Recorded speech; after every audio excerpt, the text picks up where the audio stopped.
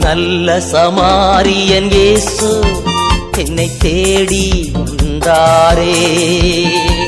நல்ல சமாரியன் இயேசு என்னை தேடி வந்தாரே.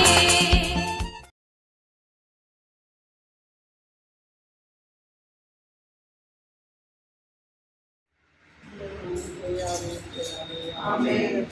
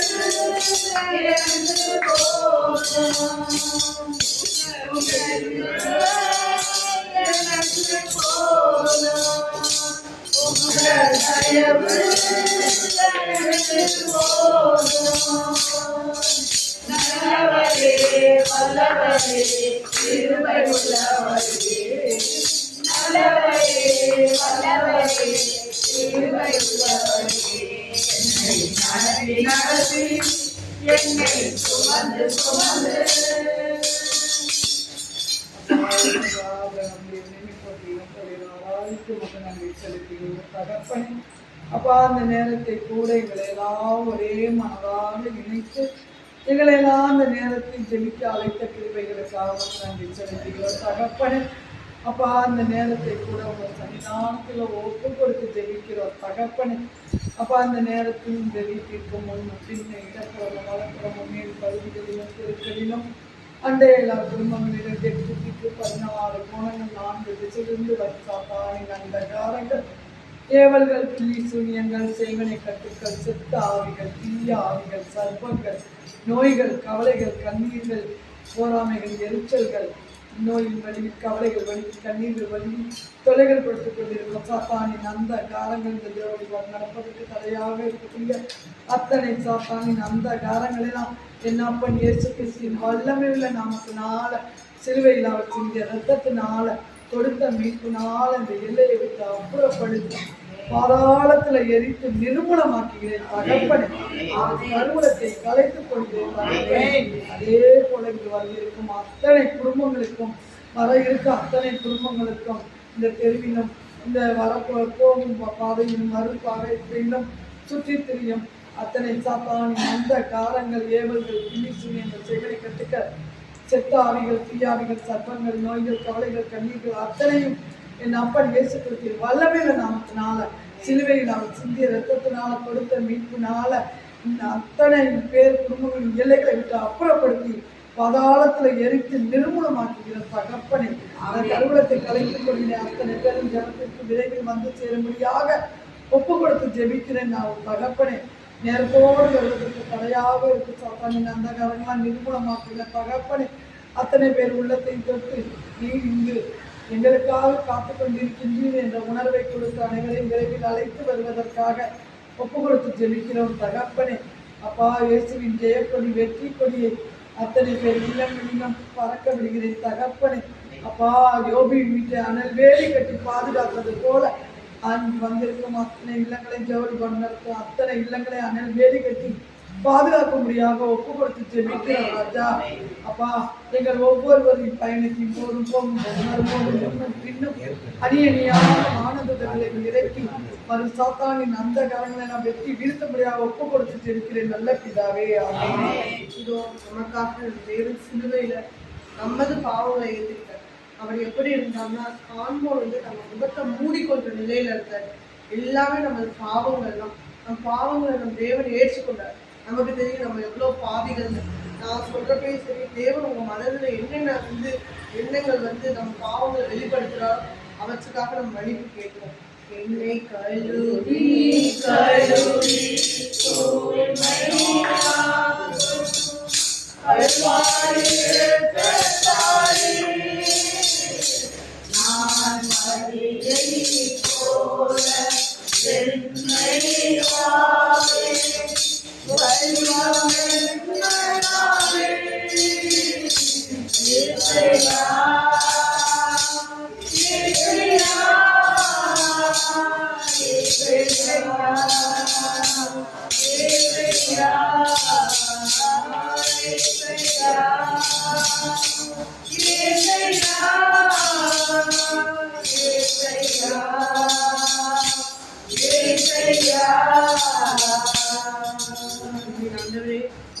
எல்லாவற்றிற்கும் மேலாக உண்மை அன்பு செய்வதற்காக ராஜா நாங்கள் இந்த உலகத்துல பிறந்திருக்கோம் தகப்பனே.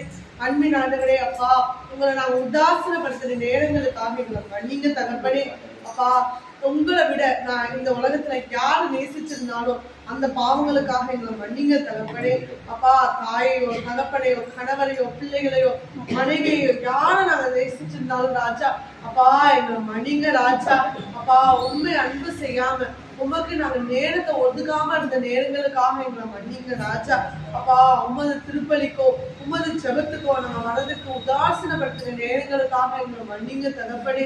அன்பின் ஆண்டவரே ராஜா அப்பா, எங்க சிந்தையினால நம்ம தீயன இச்சையானது சிந்திச்ச நேரங்களுக்காக எங்களை மன்னிங்க தகப்பனே. அனைவரும் உங்க மனதுக்குள்ள சொல்லுங்க ராஜா, எங்களை மன்னிங்க தகப்பனே. அப்பா, என் கண்களால நான் இச்சையான பார்வைகள் பார்த்த நேரங்களுக்காக எங்களை மன்னிங்க ராஜா. அப்பா, என் சிந்தையினால நான் செருப்புடன் சிந்திச்ச நேரங்களுக்காக எங்களை மன்னிங்க தகப்பனே. அப்பா, கீழ்ப்படிதல் இல்லாம நான் வாழ்ந்த நேரங்களுக்காக எங்களை மன்னிங்க ராஜா. அப்பா, உமது விருப்பப்படி நான் செயல்படாம எனது விருப்பப்படி நான் செயல்பட்ட நேரங்களுக்காக என்னை மன்னிங்க ராஜா. அப்பா, என் கண்களால நான் ஏழைகளுக்கு இணங்காமல் இருந்த நேரங்களுக்காக என்னை மன்னிங்க ராஜா. அப்பா, அகங்காரமான பார்வையை நான் பார்த்த நேரங்களுக்காக என்னை மன்னிங்க தகப்பனே. அப்பா, ஏளனமாக நான் பார்த்த நேரங்களுக்காக என்னை மன்னிங்க ராஜா. அப்பா, என் காதுகளால நான் இறைவார்த்தை கேட்க மறுத்த நேரங்களுக்காக என்னை மன்னிங்க ராஜா. அப்பா, பிறரை பற்றி நான் அவதூறாக பேசுறதை விரும்பி கேட்ட நேரங்களுக்காக என்னை மன்னிங்க ராஜா. அப்பா, என் வாய்கள்னால நான் பிறரை பற்றி அவதூறாக பேசுற நேரங்களுக்காக என்னை மன்னிங்க தகப்பனே.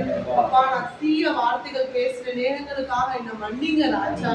அப்பா, பொய் பேசுற நேரங்களுக்காக என்னை மன்னிங்க தகப்பனே. என் சகோதர சகோதரியை பத்தி நான் முட்டாளேன்னு சொன்ன நேரங்களுக்காக என்னை மன்னிங்க ராஜா.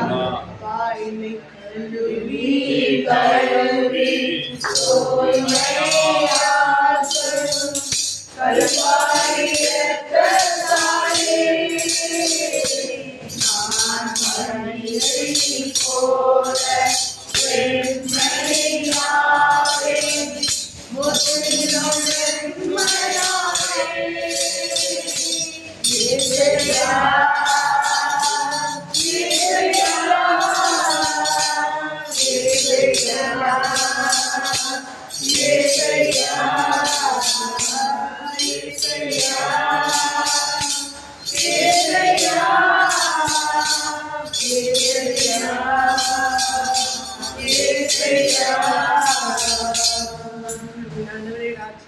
அப்பா, என் இருதயத்தினால நான் செய்த அனைத்து பாவங்களையும் மன்னிங்க தகப்பனே.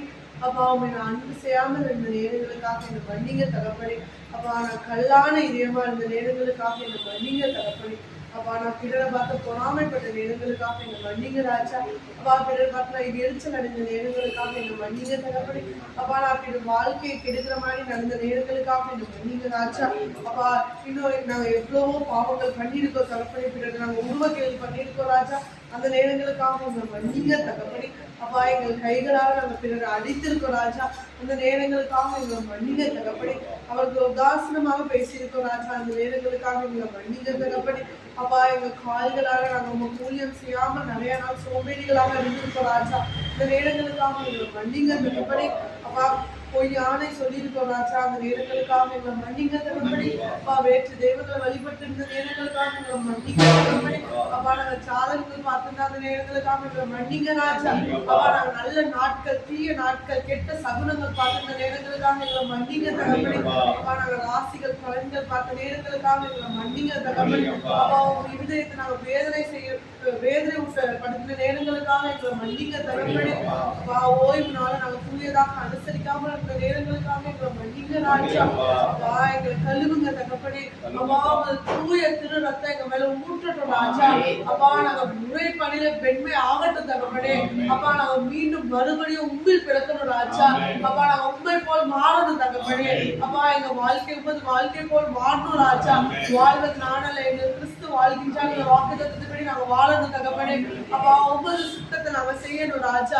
அப்பா அவங்க சுத்தத்தை செய்ய தடையா இருக்க எல்லா பாவங்களையும் மன்னிங்க தகப்பனே. அப்பா உளையான பேச்சிலிருந்து எங்களை தூக்குங்க ராஜா. அப்பா எங்களுக்கு புதிய இருதயத்தை தாங்க ராஜா. அப்பா மறு ரூபத்தின் இதயத்தை எங்களுக்குள்ளார வைங்க தகப்பனே. அப்பா எங்களை கழுவுனதுக்காக நன்றி தகப்பனே.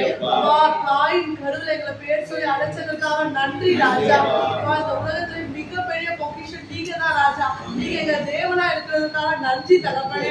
அப்பா எங்க தகப்பனா நீங்க இருக்கிறதுக்காக நன்றி ராஜா. அப்பா நாங்க தவறுகள் செய்தாலும் மீண்டும் மீண்டும் தேடிவிட ஆயனா இருக்கிறதுக்காக நன்றி தகப்பனே. அப்பா உங்க தூய திருவத்துக்கான கழுவுனதற்காக நன்றி ராஜா. அப்பா எங்களுக்கு நிலை வாழ்வை கொடுத்ததற்காக நன்றி தகப்பனே. அப்பா எங்க பாவங்கள் அனைத்தையும் மன்னித்து பேர் சொல்லி அழைத்த இயேசு கிறிஸ்துவின் வல்லமையான நாமத்தின் மூலம் உங்களுக்கு ஒப்பு கொடுக்கிறோம் எங்கள் ஜீவனுள்ள நல்ல பிதாவே.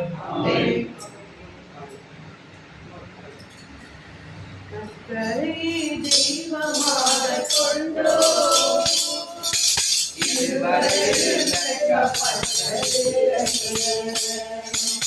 அவரையே ஆதரவாய் கொண்டோ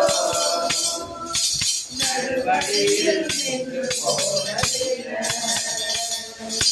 மீண்டும் போடலாம் என்பதினாலே வாழ்க்கை முழுவதும் என் துணையானாரே. மீண்டும் போடலாம் என்பதினாலே வாழ்க்கை முழுவதும் என் துணையானாரே. ஆராதிப்போமே அவரை மனதாய், ஆராதிப்போமே அவரை மனதாய், ஆராதிப்போமே அவரை மனதாய், ஆராதிப்போமே அவரை தலைமுறையாய். பெருமையானதை உன்னறிந்ததால் தேடி வந்து என் படகில் ஏறிக்கொண்டாரே. பெருமையானதை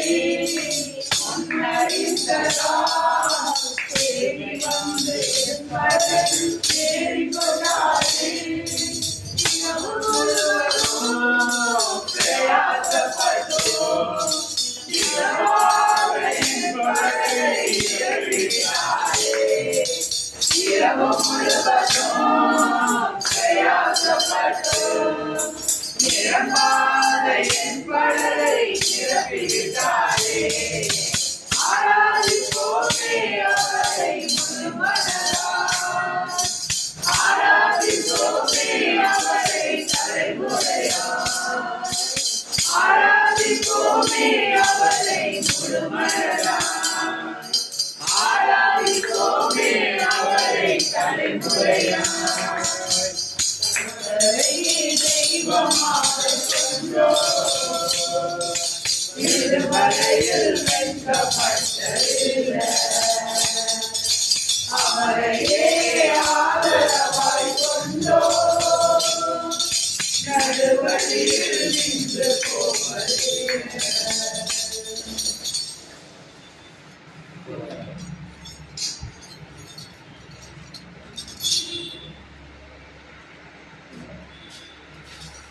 அனைவரும்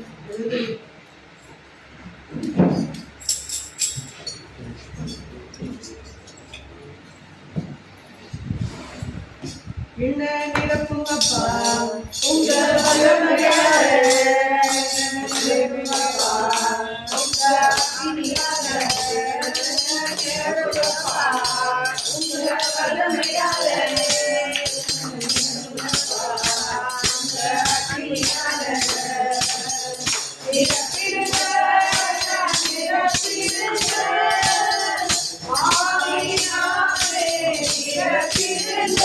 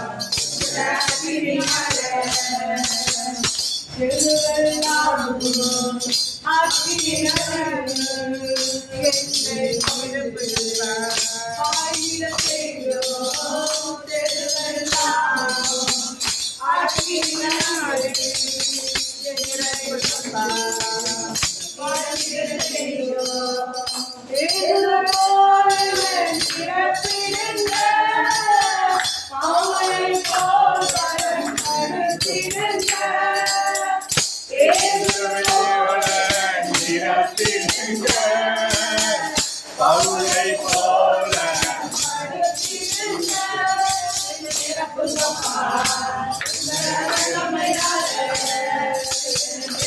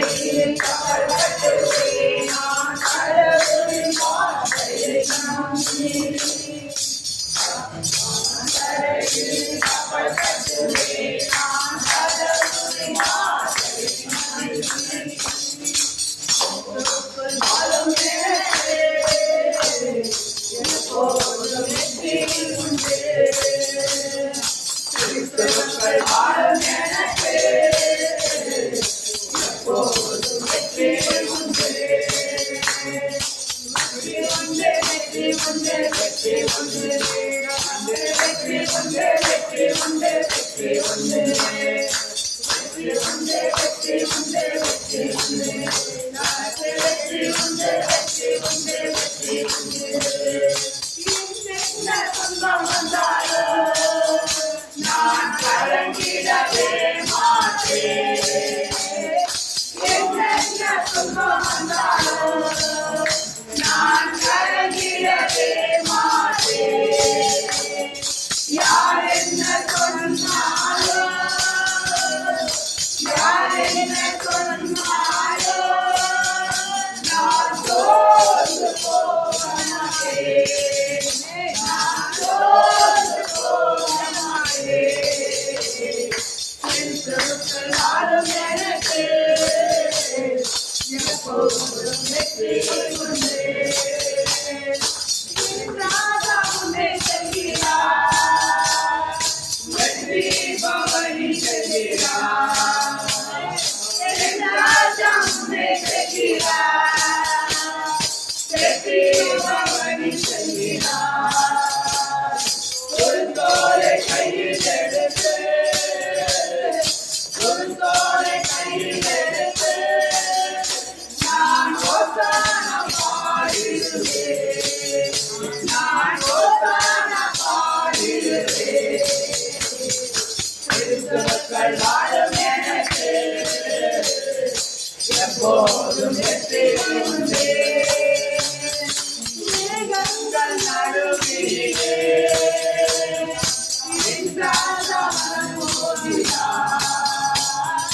மேகங்கள் நடுவிலே என் ராஜா வருகிறார். கரம்பிடித்து அழைத்திடுவார், கரம்பிடித்து அழைத்திடுவார். கண்ணீரெல்லாம் துடைப்பார், இயேசு கண்ணீரெல்லாம் துடைப்பார். கிறிஸ்துவுக்குள் வாழும் எனக்கு எப்போதும் வெற்றி உண்டு. கிறிஸ்துவுக்குள் வாழும் எனக்கு எப்போதும் வெற்றி உண்டு.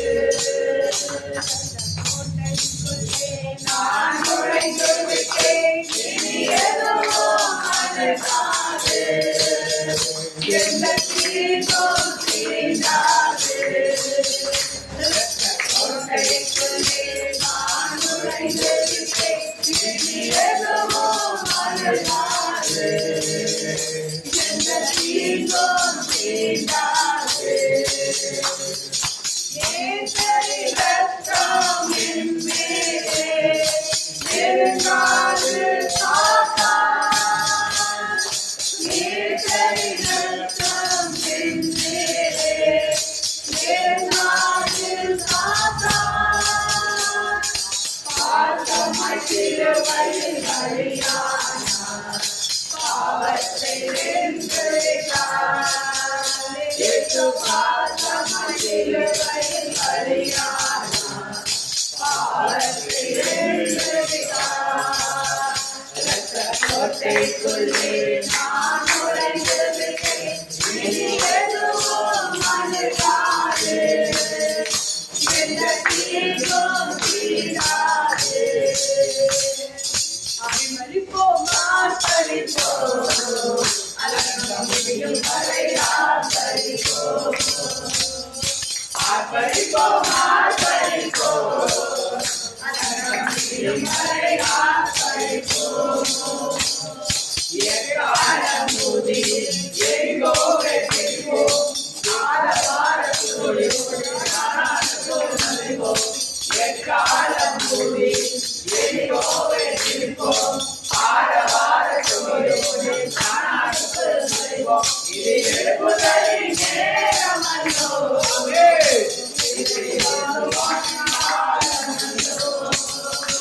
இது எழுப்புதலின் நேரம்.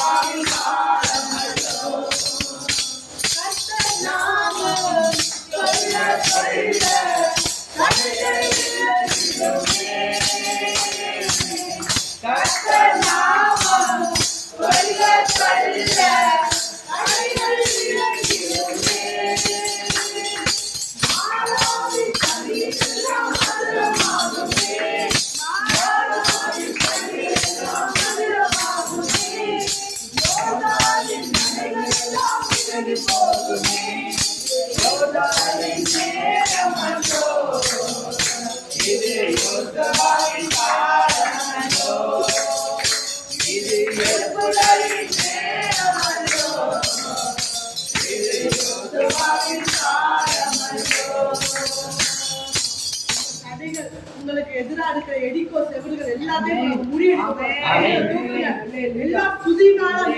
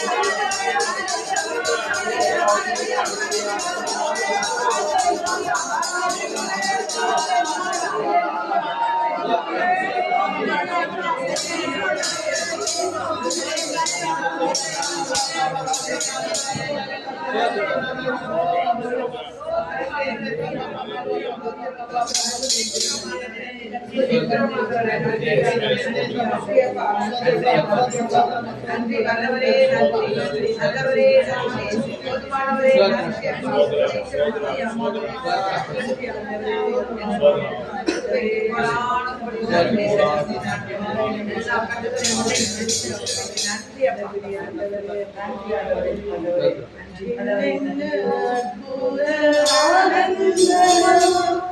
இறையோமை வாழ்த்திடவே என் மன்னவா உதை காணவே, என் மன்னவா உதை காணவே, எல்லாம் ஏற்றுவே. அல்லேலூயா, அல்லேலூயா, அல்லேலூயா,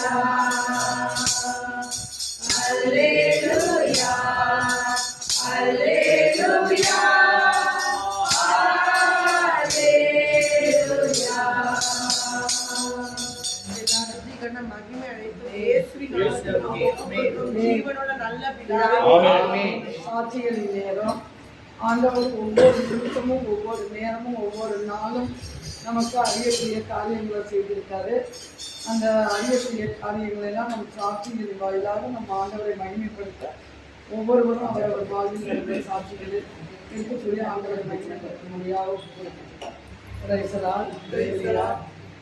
தேசம் வந்து அதிசயாக அற்புதமாக போன வருடம் முழுவதும் இந்த வீட்டில் 12 மாதங்களும் ப்ரேயர் நடத்தினார். நடத்த திருவை செய்த திருவைகளுக்காகவும் அந்த ப்ரேயர் மூலமாக ஆசீர்வாதத்தில் ஒவ்வொரு நிமிடமும் குறைந்து என் பிள்ளைங்களை ஆவிக்குரிய பிள்ளைங்களாக மாற்றிக்கொண்டே இருந்தார். ஆண்டவர் என் மூத்த நாளுக்கு திருமண காரியம் அதிசயாக அற்புதமாக எல்லாரும் வியக்கத்தக்க அளவில் அதிசயமாக நடைபெற்றுச்சு. அந்த கிருபைகளுக்காக கொடான கொடி நன்றி செலுத்துகிறேன். நன்றி நன்றி நன்றி நன்றி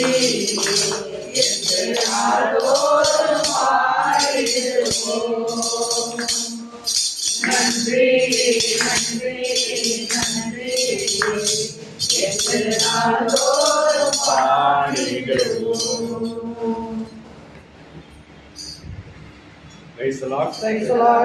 நான் வந்து தங்கச்சி ஃபோன் பண்ணி சாயங்காலம் அண்ணன் ப்ரேயர் இருக்குன்னு சொன்னாங்க. சரிம்மா சொல்லுங்க. அப்புறம் வீட்டில் எல்லாம் கிளம்பி நாங்கள் வந்தோம். எனக்கு பார்த்தா கை அண்ணந்ததில் மூட்டு வலி தாங்க முடியல, கையெல்லாம் போட்டு வலிக்கிற மாதிரி ஆயிடுச்சு. சரி சொல்லிட்டு அப்புறம் சரி மணி ஆச்சு சொல்லிட்டு ஒரு பேண்ட் சட்டையை மாற்றிட்டு வந்தேன். வந்து ஆரோக்கியம் மாதிரி இந்த அந்த ஆண்டுடைய அந்த கட்டுகள்லாம் உடைக்க சொல்லி ஜோம் பண்ணிச்சு. பாப்பா பாவ அறிக்கை பண்ணும்போது நான் அந்த பாவத்தை அறிக்கை எடுக்கும் போது இப்போ பாருங்க இந்த வலியெல்லாம் எங்கிட்ட போனது எனக்கு தெரியல. ரெண்டாவது இப்போ சோத்திரம் பண்ணி ஆராதிக்கும் போது அப்படி வெண்ணாடை வந்து நம்ம மேலே அப்படி மூடுற மாதிரி ஒரு காட்சி ஆண்டு கொடுத்தாரு. சோத்திரம் பேசலாம்.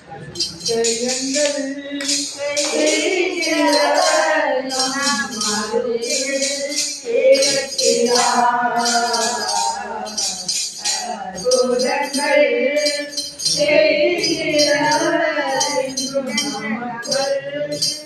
ஜபத்தை கேளார்.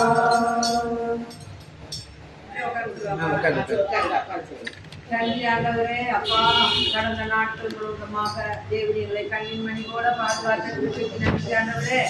இந்த 53 ஆண்டுகளை எங்களுக்கு நீ திருமண பந்தத்தில் இணைத்து என்னையும் கணவரையும் என் பிள்ளைகளோடு நாங்கள் உண்மை போற்றி புகழ எங்களுக்கு ஆசீர்வாதமான ஒரு சூழ்நிலை ஏற்படுத்தி கொடுத்த கிருபைக்கு கோடி நன்றி தகப்பனே. அப்பா, போன வாரம் என்னுடைய கணவருக்கு ரொம்ப உடம்பு முடியல. எனக்கும் கை காலெல்லாம் ரொம்ப வலி, ரொம்ப தாங்க முடியல, உடல் சுகமே இல்லாமல் இருக்கோம். ஆனாலும் தேவனிடத்தில் நாங்கள் மன்றாடணும். சகோதரிகிட்டையும் சகோதரரையும் சொல்லி எங்களுக்காக ஜெபிங்கப்பான்னு சொன்னோம். அவங்களும் எங்களுக்காக ஜெபிச்சாங்க. இந்த ஜெபத்தின் வாயிலாகவும் இன்னுமாக உங்கள் அனைவருடைய ஜெபத்தின் வாயிலாகவும் என்னை என் கணவருக்கு நல்ல சுகத்தை கொடுத்து, தெம்ப கொடுத்து, தைரியத்தை கொடுத்து, இன்றைய தினம் அந்த ஜெப வழிபாட்டில் என்னுடைய பெரிய மகனும் என்னுடைய பெரிய மருமகனும் சென்னையிலேருந்து வந்திருக்காங்க. அவங்களையும் இந்த வழிபாட்டில் கலந்து கொள்ள செய்து அவர்களுக்கும் ஒரு ஆசீர்வாதத்தை இந்த ஜெப வழிபாட்டில் கொடுத்த கிருபைக்கும் இன்றைய தினம் ரொம்ப ஆசீர்வாதமான நாளாக நான் கருதுறேன். ஏன்னா இந்த வியாழக்கிழமை ஜெபம் இன்றைய தினம் என்னுடைய திருமண நாளில் வரணும் அப்படிங்கிறது தேவனுடைய திட்டம். அதுவும் நம்ம வீட்டில் ஜெபத்தை நடத்தணும் அப்படிங்கிறது அவருடைய திட்டம். இந்த ஊழியக்கார பிள்ளைகள் வாயிலாக எங்களுக்கு ஒரு அபிஷேகத்தையும் ஆசீர்வாதத்தையும் தேவன் கொடுக்குறாரு. அது மாதிரி காலம்பர திருப்பலி காணும் போதும் அப்படியே ஆசீர்வாதம். இன்றைய தினம் மட்டும்தான் அந்த திரு ரத்தமும் திரு சரீரமும் உடம்ப இந்த அப்பத்தை தோய்த்து கொடுப்பாங்க. இன்றைக்கு மட்டும்தான், வியாழக்கிழமை மட்டும்தான். மீதினால சும்மா வெறும் அப்பம் மட்டும் தான் கொடுப்பாங்க. இன்றைய தினம் எப்படி நாங்கள் 53 ஆண்டுகளுக்கு முன்னால் அந்த செபஸ்தியார் சன்னதியில் நாங்கள் கணவன் மனைவியாக அந்த திருமண பந்தத்தில் இணைந்த அந்த இடத்துலையே எங்களுக்கு குருவானவர் வாயிலாக அந்த அப்பமும் ரசமும் கொடுத்தது எனக்கு எல்லை காணாத ஒரு சந்தோஷமா ஆயிடுச்சு. ஆகவே தேவன் இதுலேருந்து நான் என்ன சொல்றேன்னா, அவர் அணுகி ஒரு அணி எடுத்தார் ஓடி வந்தானே ஒரு அணி எடுத்தார் ஓடி வந்தானே பாவத்தை நின்றவே மாட்டார், இறைமாய் பொழிவார். அவரிடம் இருந்தது அன்பே, அவரிடம் இருப்பது அன்பே. இல்லத்தில் கேட்கிற எவனும் பெறுகிறான், தேடுகிறவன் கண்டடைகிறான், தட்டுகிறவனுக்கு திறக்கப்படும் என்கிறார் இயேசு ஆண்டவர். வாசகமும் உனக்கு முன்னாடி வாழ்வு வைக்கிறேன், சாவ வைக்கிறேன், இன்பத்தை வைக்கிறேன், துன்பத்தை வைக்கிறேன். நீதான் என்ன செய்யணும்? எதை தேர்ந்தெடுத்துக் கொள்ளணுமோ அதை தேர்ந்தெடுத்துக்கணும். ஆகவே தேவாதி தேவன் அவரை தேர்ந்தெடுத்துக் கொள்ள நம் அனைவருக்கும் ஆசீர்வாதம் கொடுத்த கிருபைக்கு கோடி கோடி கோடி நன்றி. கண்கள் கருவதும் நீதானையா, செயல்படுத்தி வைப்பவனும் நீதானையா.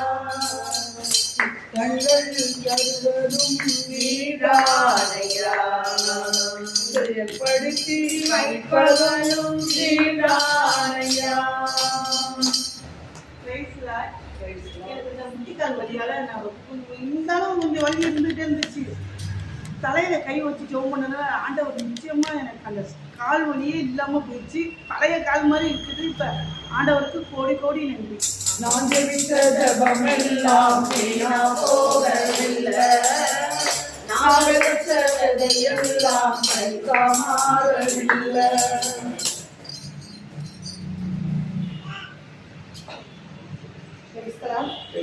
மனைவி நிகழ்வுகளில் கனித்தரும் திராட்சை கொடி போல் இருப்பால் உண்மையிடத்திலும் பிள்ளைகள் ஒளிவமர கணிச்சுகளை போல் இருப்பார். வாக்குறுதிப்படி அந்த வாக்குத்தத்தை வாழ்வாக்குன தேவனுக்கு நன்றி. எனக்கு நல்ல அப்பாயியா கொடுத்ததற்கு நன்றி. அவங்களுக்கு நல்ல சுகத்தை தான் எங்கள் ஐயாவுக்கு இடையில ரொம்ப உடம்பு சரியாமல் இருந்துச்சு. தேவன் எங்கள் ஐயாவுக்கும் அப்பாய்க்கு நீடி தாய்வு நிறைந்த கைகால் சுகத்தை கொடுத்த தேவனுக்கு போனாலும் நன்றி நன்றி நன்றி என்று நாள்தோறும் பாடிடுவோம்.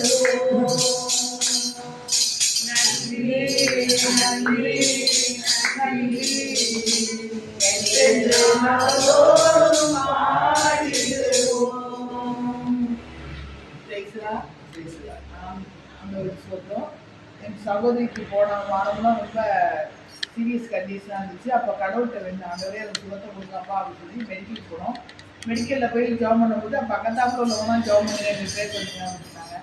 அப்புறம் நம்ம வந்து ஆண்டவர்கிட்ட சொல்லி ஜாப் பண்ணி அவங்க கூப்பிட்றாங்க, கூப்பிட்டு ப்ரே பண்ணும்போது அப்போ அவங்களுக்கு ஜாப் பண்ணுறோன்னு சொல்லிட்டு அப்புறம் அவங்களுக்கு ரத்த கொண்டை கட்டி ஏசுப்பா இன்னும் சுகத்தை கொடுங்க அப்படின்னு என் சகோதரிக்கு நல்ல சுகத்தை கொடுங்க தேவனுக்கு நன்றி. அங்கே உள்ள மெடிக்கலுக்காகவும் எல்லாருக்காகவும் ஜாப் பண்ண வேண்டிய தேவன் கூடான்னு கொடுங்க.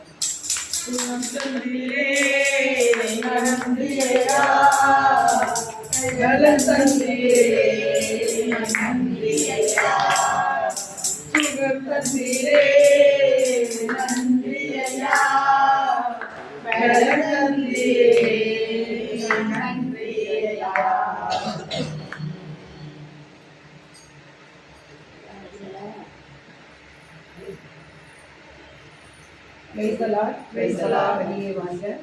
என்னுடைய வாழ்க்கையில வந்து கடவுள் மிகப்பெரிய அதிசயத்தையும் அற்புதத்தையும் எனக்கு என்னுடைய வாழ்க்கையில செய்திருக்கிறாரு. இன்றைக்கு இந்த ஜெபம் காண்பதே நான் வந்து மிகப்பெரிய அதிசயமா தான் நான் நினைக்கிறேன். ஏன்னா அவ்வளோ வல்லமை உள்ள இந்த ஜெபத்துல என்னையும் என் கணவரையும் இந்த நேரத்துல இணைச்சதற்கு நன்றி. நாங்கள் வந்து ஒரு 20 நாளா என்னுடைய மாமியாருக்காக நாங்கள் வந்து நானும் எங்கள் வீட்டுக்காரரும் வந்து இருந்து நாங்கள் ஜெபம் பண்ணோம்.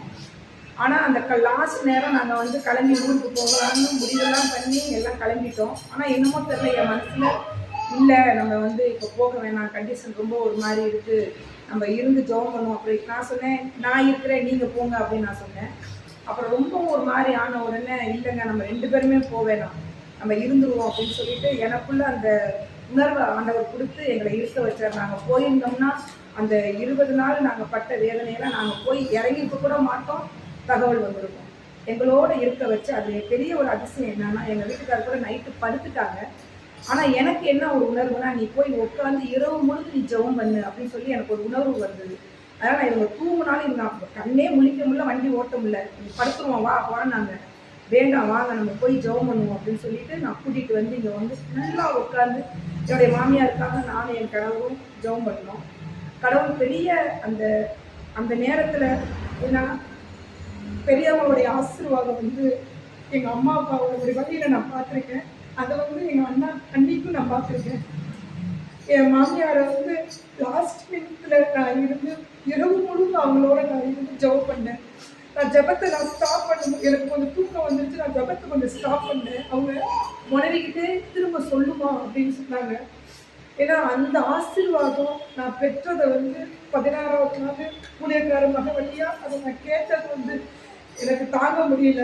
அவ்வளோ ஒரு சந்தோஷம். ஏன்னா அந்த ஆசீர்வாதத்தை நான் பெற்றுக்கொண்டு விட்டோம். அடுத்து வந்து என்னுடைய நாத்தனார் பொண்ணுக்காக நான் ஜெபம் பண்ணேன்.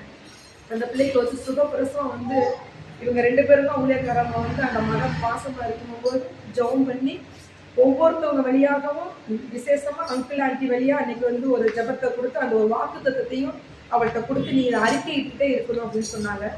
அதே மாதிரி அவள் அறிக்கையிட்டு இருந்தா பிரசவம் வந்து ரொம்ப சீரியஸ் ஆயிடுச்சு அவளுக்கு. ஏன்னா குழந்தை வந்து ரொம்ப வரவே இல்லை, ரொம்ப கஷ்டப்பட்டுட்டா. ஆனால் வந்து சிசேரியனுக்கு அவங்க வந்து இது பண்ணலை, நார்மல் டெலிவரி வரணும். அவளே எனக்கு சிசேரியன் பண்ணிடுங்க அப்படின்னு சொல்லிட்டு அந்த பொண்ணு வந்து ரொம்ப இது பண்ணிடுச்சு. ஆனாலும் நான் அப்புறமே இந்த ஜபம் சொன்னது அந்த பிள்ளை மனசுக்கு ஒரு இதாகி அது அந்த மனசுக்குள்ளேயே இருக்கு. எசப்பா என்னால் முடியல, எனக்கு உதவி செய்யுங்கன்னு சொல்லி ரொம்ப இது பண்ணும்போது குழந்தைய நல்லபடியாக நார்மல் இது கொடுத்து ஆண் குழந்தையே அந்த மகளுக்கு கொடுத்ததற்கு கொடான நன்றி. எங்கள் அப்பா அம்மாவுக்காக நான் எப்போவுமே ரொம்ப உருப்பத்தோடு நான் ஜெபித்தேன். அந்த ஜபத்திலையும் எந்த விதமான பெரிய ஆபத்து இல்லைன்னு சொல்லி அப்பாவுக்கு சொன்னாங்க. அதுக்கும் கடவுளுக்கு கொடான நன்றி செலுத்தி என் பிள்ளைகளுக்கும் கடவுள் என்னுடைய பெரிய மகனுக்காகத்தான் நான் ரொம்ப உருக்கமாக நான் ஜெயித்தேன். ஒரு தியானத்தில் அந்த மகனை நான் கலந்து கொண்டு அந்த மகனுக்கும் ஆண்டவர் தொட்டார். திருப்பலியோடைய பலனை வந்து கொஞ்சம் அலட்சியப்படுத்திட்டு இருந்தாங்க. இன்னைக்கு வந்து பார்த்தீங்கன்னா என் சின்ன மகன் திருப்பலிக்கெல்லாம் கொஞ்சம் இது பண்ணிட்டு இருந்தாங்க. இன்னைக்கு திருப்பலி கிடைக்கலையே அப்படின்னு சொல்லி ஓடுறாங்க. அந்த அளவுக்கு ஆண்டவர் வந்து ஒரு மாற்றத்தை என் பிள்ளைகளுக்குள்ள கொடுத்து ஆண்டவர்கிட்ட நான் கேட்கறது தான், நானும் என் குடும்பமும் என் பிள்ளைகளும் உமக்கே ஊழியம் செய்யணும் தான் என்னுடைய ஆசை. அதை ஆண்டவர் எனக்கு நிறைவாய் செய்வார். இன்றைக்கு இந்த ஜெப வழிபாட்டில் நான் கலந்து கொண்டதற்கு ஆண்டவருக்கு கொடாமல்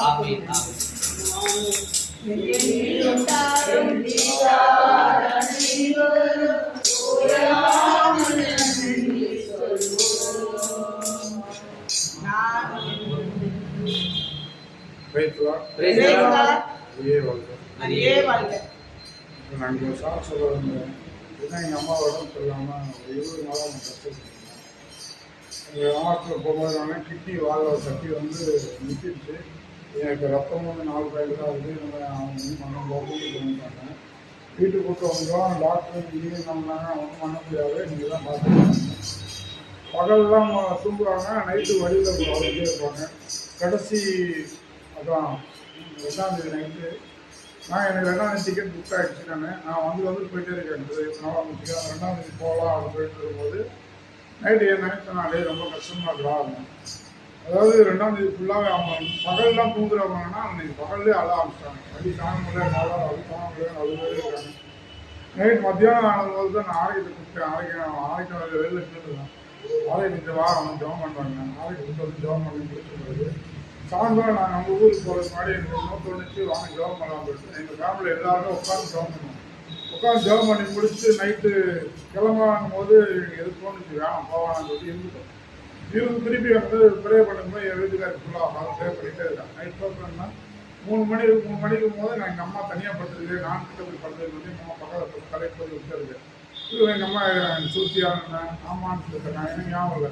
நான் தலையை போயிட்டு இருந்தேன்னா நான் 20 ப்ரே பண்ணிகிட்டே இருக்கேன். நான் படுத்துட்டேன். அப்போ ஆனால் நான் என்ன வேண்டிட்டேன்னா, ஆண்டவரே எங்கள் அம்மா நல்லபடியாக இருந்தால் எனக்கு சொல்லுங்கள். அப்படி இல்லைன்னா ரொம்ப கஷ்டப்படுறாங்க, இதுக்கு மேலே முடியாது, டாக்டர் சொல்லிட்டாங்க. உங்கள் விருப்பம்னா நீங்கள் எங்கள் அம்மா கொஞ்சம் எடுத்துங்க திருப்பி விடுங்க. அதே மாதிரி காலையில் ஒரு 5:15 இருக்கும். யுத்தமாக முனைக்கிட்டே இருக்கிறவங்கன்னா மணல் வந்து ஒரு சிந்து மணலாக வந்து அந்த நேரம் பார்த்து 5:15 நைட்டில் முடிச்சனால தூக்குற 5:15 நான் தூக்கிட்டேன். நம்ம தேவை தான் தூக்கி தூங்கின மாதிரி பார்த்தீங்கன்னா கடைசியில் எங்கள் அம்மா வந்து அதே மாதிரி அந்த தூக்கத்திலே அந்த நல்லபடியாக இருக்காங்க. எங்கள் அம்மா இன்னும் ரொம்ப கஷ்டப்பட்டுருக்காங்க. ஆண்டவர் நன்றி. அதே மாதிரி தங்கச்சி பொண்ணுங்க அதே மாதிரி தான். வெளியே ரொம்ப கஷ்டமாக இருந்தது. நாங்கள் வேண்டிட்டு ஆண்டவரே ஒரு சுத்தமாக ஒரு நல்லபடியாக புறப்பட்டுருக்கேன். ஆனால் நம்ம எல்லாம் நினச்சிருக்கோம் ஜெபம் வந்து ஒன்றும் இல்லை ஒன்றுவாங்க. ஆனால் யாரெல்லாம் வந்து எவ்வளோ கஷ்டப்படுமோ ஜெபம் பண்ணிங்களோ அந்த கட்டாயம் வந்து ஆசிரியப்பார். எங்களுக்கு சாட்சி எப்படின்னா உதாரணத்துக்கு எனக்கு ஆரோக்கியமாக இந்த இதில் ஆரோக்கியம் என்னென்னா நைட்டுக்கு அவன் ஜெயிக்கிறது வந்து திருப்புள்ளாக கேட்கணும். எப்படி உதாரணம் இதெல்லாம் ஆண்கள் எங்களோட எப்படி இருந்தாலும் நான் எப்போ வேணாலும் மற்றவங்களுக்காக வேண்டாம் எனக்கு நல்லபடியாக நடந்துடும். அது அன்றைக்கி எங்கள் அம்மா வேணுமோ அர்த்தம் எல்லாருக்காக நினைக்கிறேன். ஆனால் எனக்காக ஆண்டவர் செஞ்சால் அவங்களுக்கு வேண்டியது. சாட்சி எப்படின்னா தங்கச்சி பொண்ணும் ரெடியாக இருக்கா, இவன் பொண்ணு இருக்கா, இவனுக்கு 2 பொண்ணு. கல்யாணம் ஆகும்போது வந்து என் தங்கச்சி பொண்ணு பேசி முடியாங்க. பேசி முடிக்கும் போது நான் நினைக்கிறேன் இவன் மனசு கஷ்டப்படுறேன் தேடுனால வந்து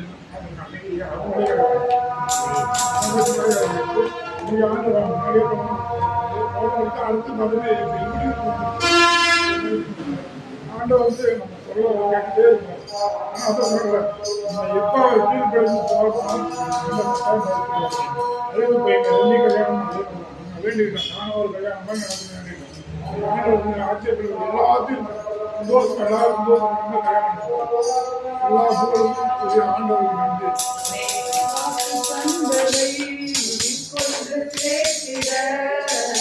வாழ்க்கையெல்லாம் துணையாக கூட வந்தாரே கொண்டு சேர்க்கிற வாழ்க்கையெல்லாம் துணையாக கூட வந்தாரே.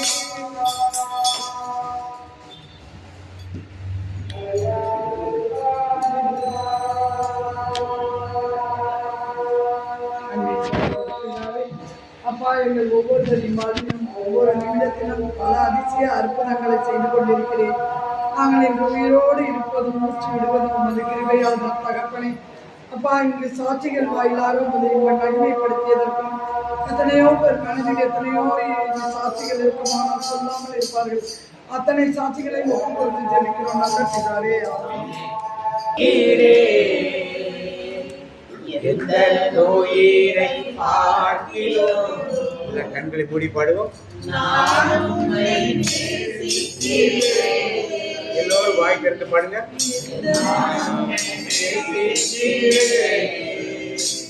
எந்த நோயினை பார்க்கிலும் எல்லோரும் சேர்ந்து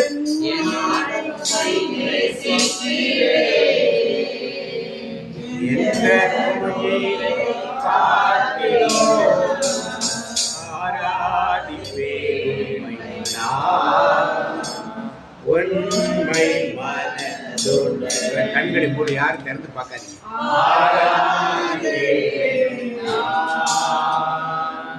உண்மை மனதுடன் நான் நேசிப்பேன்.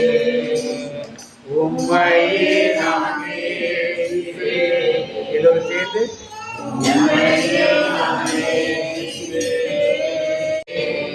உன்னதரே ஏசையா, உன்னதரே ஏசையா, பாதம் அமர்ந்து ஆராதிப்பே. சொல்லுங்க.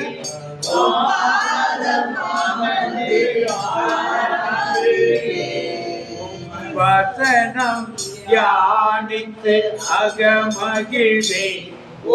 வசனம் தியானித்து அகமகிழ்வேன். எந்த புயல் வந்து மோதி தாக்கினாலும் அசைக்கப்படுவதில்லை. எந்த புயல் வந்து மோதி தாக்கினாலும் அசைக்கப்படுவதில்லை. அசைக்கப்படுவதில்லை. உம்மையே நான் நேசிப்பேன். உம்மையே நான் நேசிப்பேன்.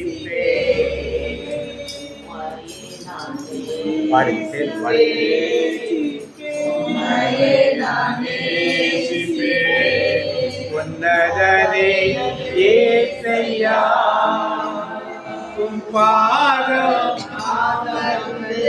ஆராதிப்பேன். வசனம் தியானித்து அகமகிழ்வேன். உம் பாதம் ஆராதிப்பேன். உம் வசனம் தியானித்து அகமகிழ்வேன். எந்த புயல் வந்து மோதி காக்கினாலும் அசைக்கப்படுவதில்லை. எந்த புயல் வந்து மோதி காக்கினாலும் அசைக்கப்படுவதில்லை. நான் அசைக்கப்படுவதில்லை. பிரியமானவர்களே, அப்படியே கண்களை மூடி கண்களுக்கு முன் ஆண்டவராகிய இயேசு கிறிஸ்துவின் தவக்காரத்திலே சிலுவையில் அறையுண்டு அவரை கண்முன் கொண்டு வரும். அவருடைய பேசுவதுதான் கண்ணுக்கு தெரியாத தெய்வம் அல்ல. கண்களை மூடினால் முன்னால் வந்து நிற்கும் தெய்வம் அல்ல.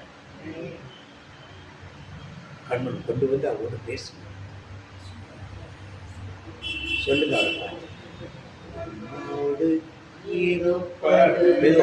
பொறுமையா பாடுங்க.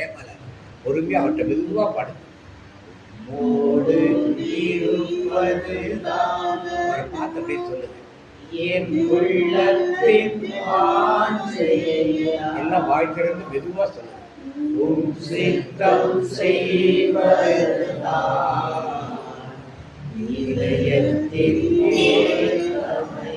காதுக்கு மட்டும் கேட்கிற மாதிரி பாடுங்க.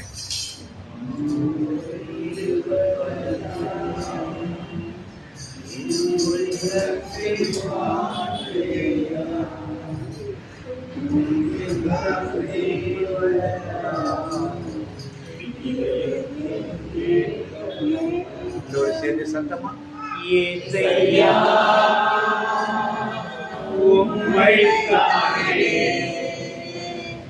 என் மனமே நிறுத்தியுள்ளே. ஏசையா கண்ணை மட்டும் திறக்காதீங்க, அவரையே பார்த்துட்டு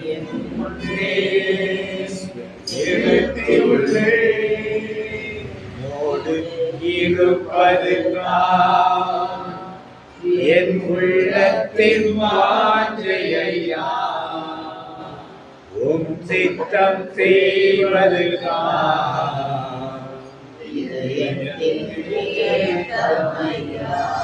கண்களை மூலமாக ஒரு 30 வினாடி அவர்கிட்ட பேசுங்க. உங்க சரீரத்திற்கு வியாதிகளை பற்றி பேசுங்க. உச்சம் தலைந்து உள்ளங்கால் வரை நரம்புகள், இரத்த நாளங்கள், தசைகள், எலும்புகள், இருதயம், லிவர், கணையம், கிட்னி, இரைப்பை, நுரையீரல், உணவு குழாய், மூச்சு குழாய், பிறப்புறுப்புகள், தலை, கண், காது, மூக்கு, வாய், பற்கள், கழுத்து, முதுகு, எங்கெல்லாம் வலிகள் வேதனை இருக்கிறதோ அவர்கிட்ட பேசு. சுகமளிக்க தேவன், சுகமளிக்க காத்துக்கொண்டு நம் ஒவ்வொரு முன்னால் நிற்கிறார். சிலுவை வடிவில் நிற்கிறார். சிலுவை வடிக்கிறார். கேளுங்கள் தரப்படும் என்று சொன்னார். நமக்காக கேட்போம். மெதுவா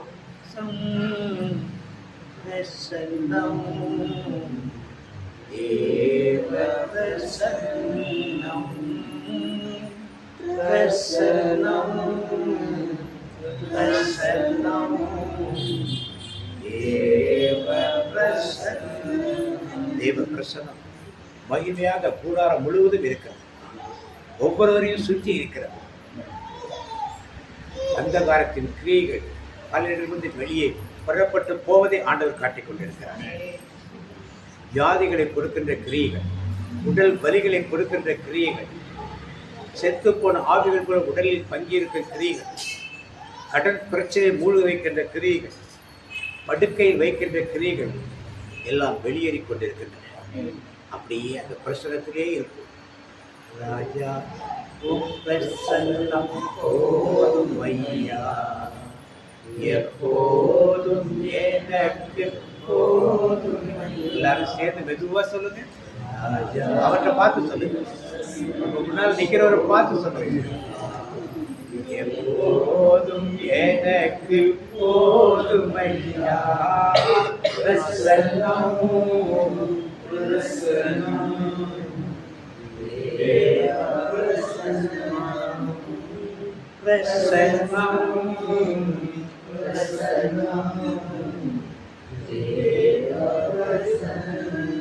தொடர்ந்து இன்னொரு 30 வினாடி உங்கள் குடும்பத்திற்காகவும், உங்கள் நண்பர்கள், சுற்றத்தார், தாய், தகப்பன், பிள்ளைகள், பேர பிள்ளைகள், கணவன், மனைவி யாருக்கெல்லாம் ஜெபிக்கிறது என்ன வேண்டுமோ அதை அப்படியே ஒரு பாதத்தில் கண்ணீரால் நனைத்து உம்மையே துதிக்கின்றேன். சொல்லுங்க. உம் பாதம் அமர்ந்து கண்ணீரால் நனைத்து உம்மையே துதிக்கின்றேன். மீண்டும் ஒருமுறை. உம் பாதம் அமர்ந்து கண்ணீரால் நனைத்து உம்மையே துதிக்கின்றேன். உமக்காய் வாழ்கின்றேன். உமக்காய் வாழ்கின்றேன். உங்கள் பிரசன்னத்தில் சிறையில்லாமல் பறக்கிறேன். உங்கள் பிரசன்னத்தில் சிறையில்லாமல் பறக்கிறேன். உங்கள் சமூகத்தில் குறைவில்லாமல் வாழ்கிறேன். உங்கள் சமூகத்தில் குறைவில்லாமல் வாழ்கிறேன். உடற்று சொல்ல இந்த குறை எனக்கு இல்லை. பிரசன்னத்திலே நான் சாட்சிக்கிறேன். மீண்டும் அதை அழுத்தி எனக்கு சுகமெல்லாம் உடம்பெல்லாம் சுகமாயிடுச்சு, நான் ஜெபித்த ஜெபமெல்லாம் பதில் கொடுத்துட்டு சொல்லி அவரை பார்த்து சொல்லுங்க. உங்க பிரசன்னத்தில் சீரகில்லாமல் பறக்கிறேன். உங்க சமூகத்தில் குறைவில்லாமல் வாழ்கிறேன். கையில தட்டாதீங்க யாரும். பிரசன்னத்தில் சீரகில்லாமல் வாழ்கிறேன். உங்க சமூகத்தில் குறையில்லாமல் வாழ்கிறேன். என் நண்பரானீரே, என் கோட்டையானீரே, என் தஞ்சமானீரே, என் கோட்டையானீரே, என் துருவமானீரே, என் நண்பரானீரே, என் துருகமானீரே, என் நண்பரானீரே. உங்க வசனத்தில் திரையில்லாமல் வாழ்கிறேன்.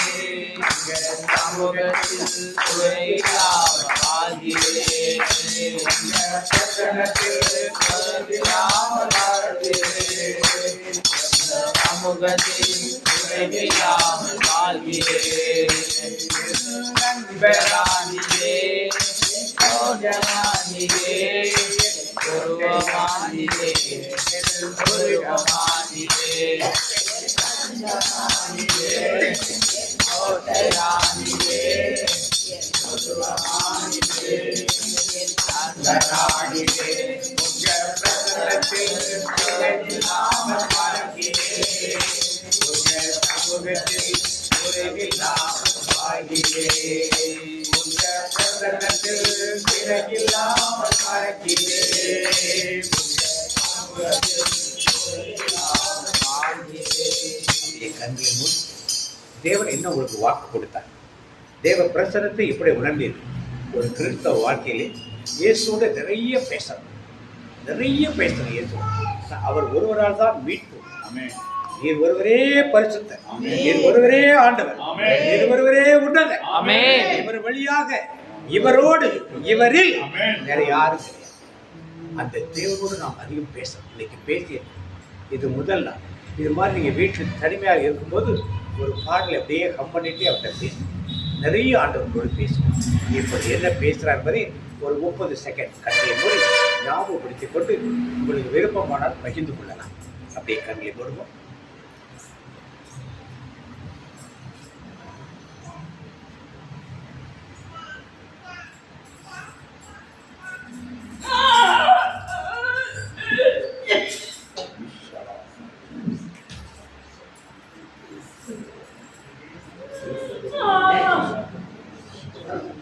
உங்க பிரசன்னத்தில் இல்லாமல் வாழ்கிறேன். உங்க சமூகத்தில் இல்லாமல் வாழ்கிறேன். உங்க பிரசன்னத்தில் இல்லாமல் வாழ்கிறேன். உங்க சமூகத்தில் குறைவில்லாமல் வாழ்கிறேன். என் தஞ்சமானீரே, என் கோட்டையானீரே, என் துருகமானீரே, என் தஞ்சமானீரே. உங்க பிரசன்னத்தில் சிறகில்லாமல் பார்க்கிறேன். உங்க சமூகத்தில்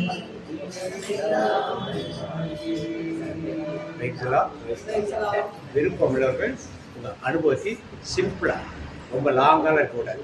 சாட்சி மாதிரி 1-2 நிமிஷம் 10 செகண்ட்ஸ்குள்ள நீங்க பகிர்ந்து கொள்ளுங்க. யாருக்கு அனுபவம் இல்லையா? ஒண்ணுமே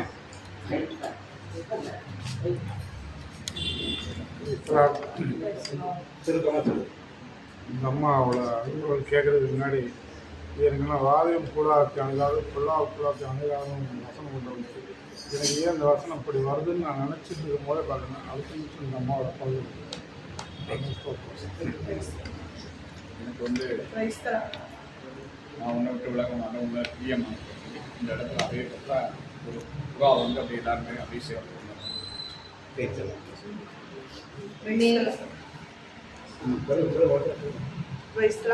எனக்கு வந்து இது நண்பர் ஆடினேங்கிறப்ப ஏசப்பா வந்து என் கையை பிடிச்சிட்டு நான் அசைச்சிட்டே நடந்து போற மாதிரி ஒரு ட்ரெஸ்ல தெரியும்.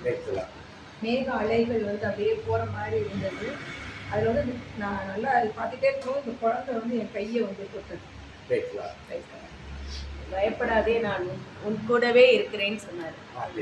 வார்த்தை வழியாக பேசினா ரொம்ப முக்கியம். ஆண்டவர்கள் நிறைய வார்த்தைகள் தான் பேசுவாரு. வேற உள்ளங்கையில் நான் உன்னை பொருத்தி வைத்திருக்கிறேன்னு சொன்னோம். உள்ளங்கையில் ஒன்னே பொருத்தி வைக்கிறார். தானும் ஒரு திருமணத்தை நடத்தி தனக்குள்ள செய்கிறேன் அப்படின்னு பேசலாம். மற்றவங்க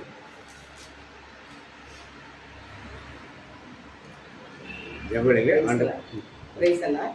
நான் இந்த நேரத்தில் ரொம்ப பாரமாக ஜெபிச்சது சகோதரி வாசிக்காக ஜெபிச்சேன். ஆண்டு வசனத்தை கொடுத்தாரு. ஏசாயா 41:13 உன் தேவனாக இருக்கிற கர்த்தராகிய நான் உன் வலது கையை பிடித்து பயப்படாதே நான் உனக்கு துணை நிற்கிறேன் என்று சொல்கிறேன். அப்போ அவர் வலது கையை அவங்களுடைய வலது கையை ஏசப்பா அழுகிறத நான் இந்த காட்சி கண்டேன். ஆண்டுக்கு நன்றி. ஆண்டவர் இந்த இடத்துல இருந்து 5 ஆவிகள் வெளியே புறப்பட்டு போனதுக்காக ஒன்று வந்து காட்டேரி ரத்தம் குடிக்க காட்டேரியின் ஆவி ஒன்று, இன்னொன்று கடன் பிரச்சனைகளை மூல வைக்கின்ற ஒரு ஆவி, இன்னொன்று சண்டையின் ஆவி, குடும்பத்துக்குள்ளே சண்டையை போட்டுக்கொள்ள எப்போ பார்த்தாலும் வீட்டுக்குள்ளே சண்டை இருக்கிறார்கள். இன்னொரு மதி மயக்கத்தின் ஆவி, என்ன செய்யறோம் என்ன பேசுகிறோன்னு தெரியாது, வேண்டாத இடத்துல வேண்டாத பேசி தேவையான பிரச்சனை கொண்டு வந்த ஆவிகள் வந்து இடத்தை விட்டு வெளியே போனது. 5வது ஆவி ஒரு பெருமிடத்தின் ஆவி, எப்போ பார்த்தாலும் உடம்பு சரியில்லை சொல்லிட்டு ஒரு ஆவி வெளியே போடுது. வெளியெல்லாம் வெளியே போயிடுச்சு. ஆண்டு வெளியிலே பெரிய அற்புதத்தை செய்தார். நான் ஆண்டுக்கு பாடப்படி விளையாடுங்களா? சரி, இன்னைக்கு வாக்கியத்தில் நான் கலந்துக்கிறோம். இஸ்ரவேல் மக்கள் எகிப்தில் அடிமைத்தனமாக இருந்தது 400 வருடமா, 430 வருடமா, 215 வருடமா?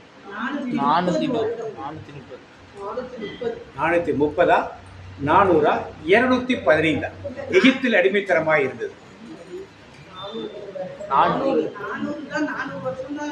சரி, வாசிங்க. தொடக்க நூல் ஆதியாகமம் 15ஆம் அதிகாரம் 13ஆம் வசனம் வாசிங்க. 15ஆம் அதிகாரம் 13ஆம் வசனம் வாசிங்க. ஆண்டவர் ஆபிரகாமிடம் நீ உறுதியாக தெரிந்து கொள்ள வேண்டியது உன் வழி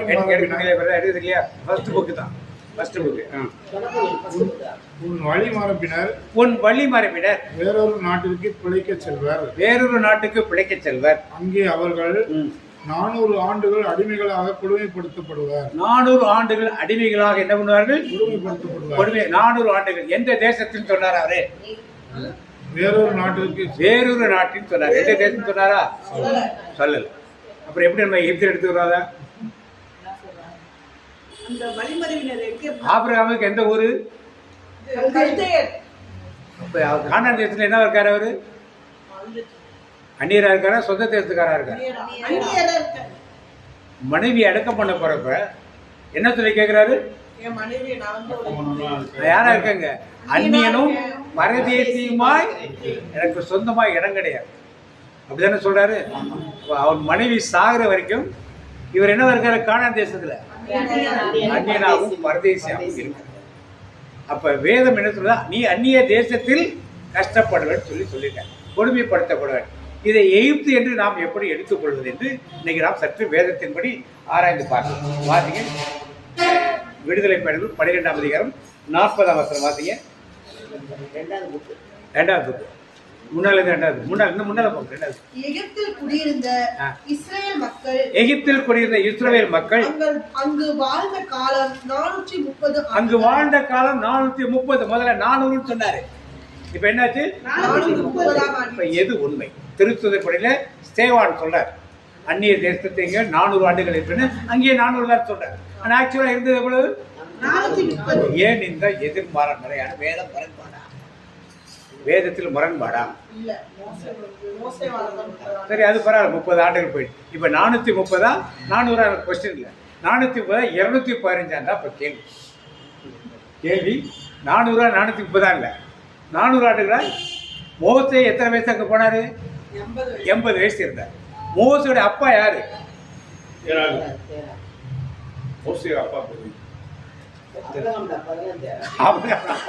மோசோட அப்பா பேரு கோகார். வாசிங்க, ஆதியாகமம் 46:11 வாசிங்க. கோகார், மோசோட அப்பா பேரு கோகார். தொடக்க நூல் 46:11. லேவியின் புதல்வர் கோகாத், அதான் மோசோட அப்பா பேரு. அப்பா பேர் என்ன? இவங்க எங்க போறாங்க? வாசி, தொடர்ந்து வாசி. மெராரி யூதாவின் புதல்வர் ஓனான், சேலா, பெரேசு, செராகு இவர்களுள் ஏரும் ஓனானும் கானான் நாட்டில் இருந்து போயினர். கானான் நாட்டிலிருந்து எங்க போனாங்க? எகிப்துக்கு. அப்ப இவர் போயிருந்தாங்க. மோசோட அப்பா என்ன வயசு இருந்திருக்கும்? என்ன வயசு கைப்பிள்ளை இருந்திருப்பாரா? 150 வயசு இருக்கும்.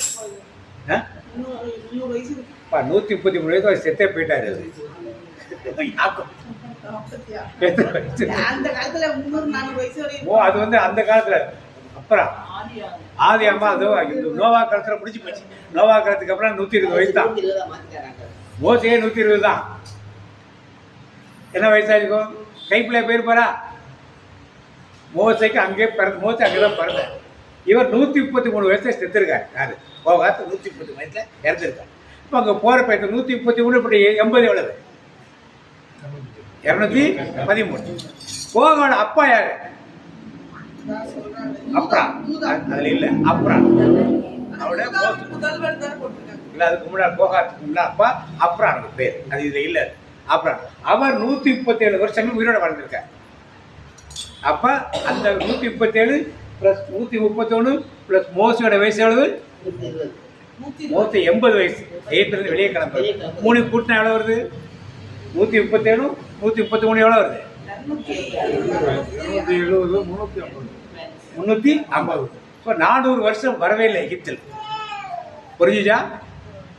புரியுதா? 400 வருஷம் எகிப்தில் வந்துச்சா? இதுல மோசே பிறந்தப்ப அவங்க அப்பாவுக்கு என்ன வயசு இருந்திருக்கும்? மோசே பிறந்தப்ப ஒரு 30 வயசு. 30 வயசு கழிச்சிங்க 350 30 போனா என்னது? அப்ப மோசே அப்பா அவங்க அவருக்கு பிறகு அவருக்கு என்ன வயசு இருந்திருக்கும்? 30 வயசு 40 வயசு குறைச்சிட்டா எவ்வளவு? 300க்கு கீழே வந்துருக்கு.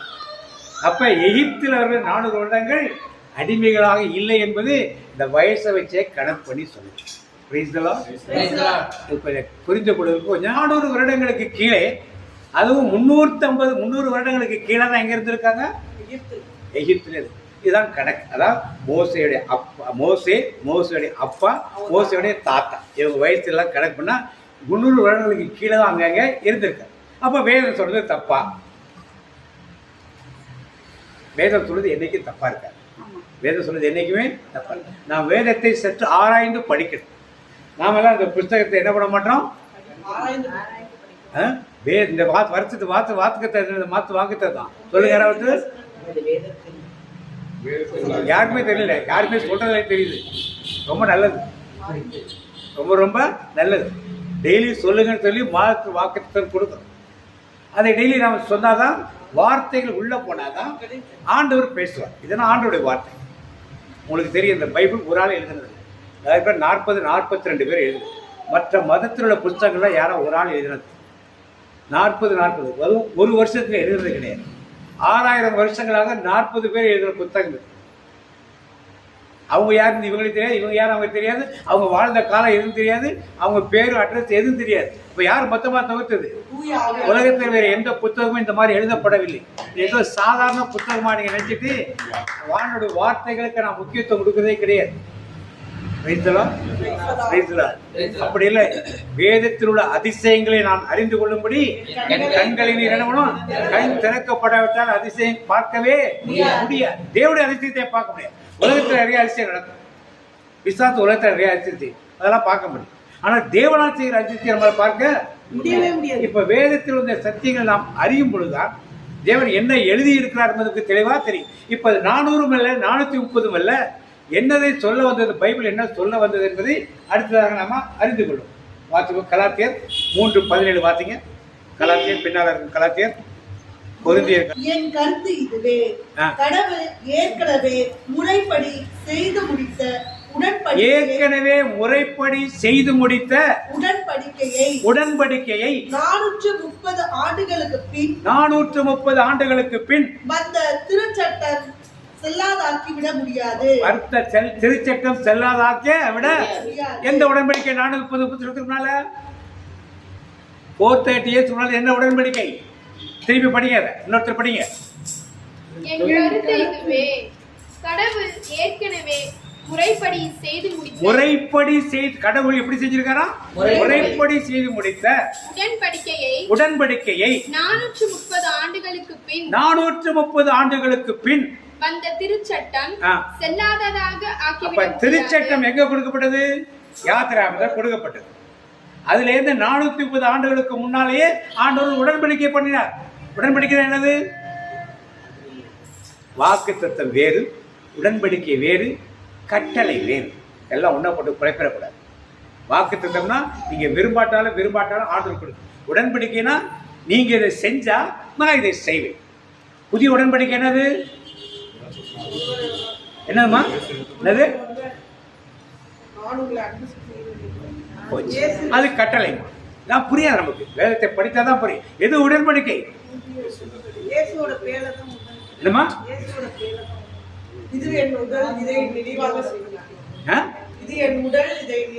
அது உடன்படிக்கை சொன்னாரா? எது உடன்படிக்கை?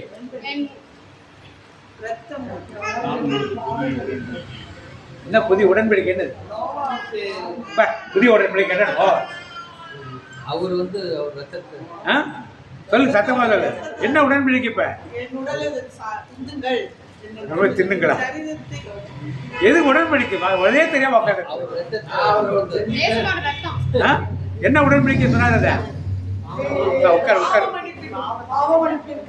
பாவ மன்னிப்புக்கான இதை அனைவரும் வாங்கி நீங்கள் பருகினால் என்னது உடன்படிக்கை? என்ன செய்யணும்? பருகணும். அது ஆண்டவர் சொல்லு. பருகினால் என்ன நடக்கும்? இது உங்களுக்காக செய்கிற புதிய உடன்படிக்கை. எங்க இருக்கு? இப்ப எதுல இருக்கு? ஆண்டவருடைய ரத்தத்தில் இல்ல, ரத்தத்தை குடிப்பதில் இருக்குது. புரிஞ்சுக்கணும், வேதத்தை எல்லாம் புரிஞ்சுக்கணும். ரத்தத்தில் இருந்துன்னா ரத்தம் அங்க இருக்கிற உடன்படிக்கை எல்லாம் கிடையாது. ரத்தத்தை நீங்க பருகினா உங்க பாவங்கள் பருகாட்டா தொட்டு சாப்பிட்டெல்லாம் கிடையாது. அது ஆண்டவர் சொல்லு, அது சபைகள் சொல்லு. நம்ம சபைகள் சொல்றதை கவலை இல்லை. வேதம் ஆண்டவர் என்ன சொல்றாரா? இதை அனைவரும் வாங்கி பருகுங்கள், இது உங்கள் பாவம் மன்னிப்புக்காக சிந்தப்படுகிற பருகினால்தான் கொடுக்கப்படும் ஆண்டவர் சொல்றார். சபைகள் ஒன்று சொல்லும். நாம் அதை பற்றி விவாதிக்க தேவையில்லை. இப்ப பழைய உடன்படிக்கை அங்க என்ன பேசுறது? கலாத்தியர் வாசிக்க திருப்பி 3:17. என் கருத்து இதுவே, கடவுள் ஏற்கனவே முறைப்படி செய்து முடித்த உடன்படிக்கையை 430 ஆண்டுகளுக்கு பின் வந்த திருச்சட்டம் திருச்சட்டம் யாத்திராவது நடக்குது. எகிப்தை விட்டு போன உடனே சட்டம் கொடுக்குறார். அப்ப இந்த இது 430 எப்ப நடக்குது? இப்ப எகிப்திலே போய் இருந்த அவங்க காலங்கள் 270 250 ஆண்டு தான் தெரியுது. கணக்கு வயசு கணக்கு பண்ணி பார்த்தா நான் கரெக்டாக கணக்கு பண்ணால் 215 வரும். கணக்கு பண்ணி மோசையோட அப்பா மோசையோடைய தாத்தால வயசெல்லாம் கணக்கு பண்ணால் 240 250 வருஷம் தான் வருது. அப்போ யார் கூட உடன்படிக்கை பண்ணார்? இப்போ 450 வருஷத்துக்கு மேலே ஆபிரகாம். நல்ல ஒரு கை தட்டுங்க வச்சுட்டு ஒரு ஆளுக்கு கவனிக்கிறாங்க. யாரோட உடன்படிக்கை பண்ணாரு? என்ன உடன்படிக்கை எப்போ பண்ணாரு? எத்தனை வயசுல?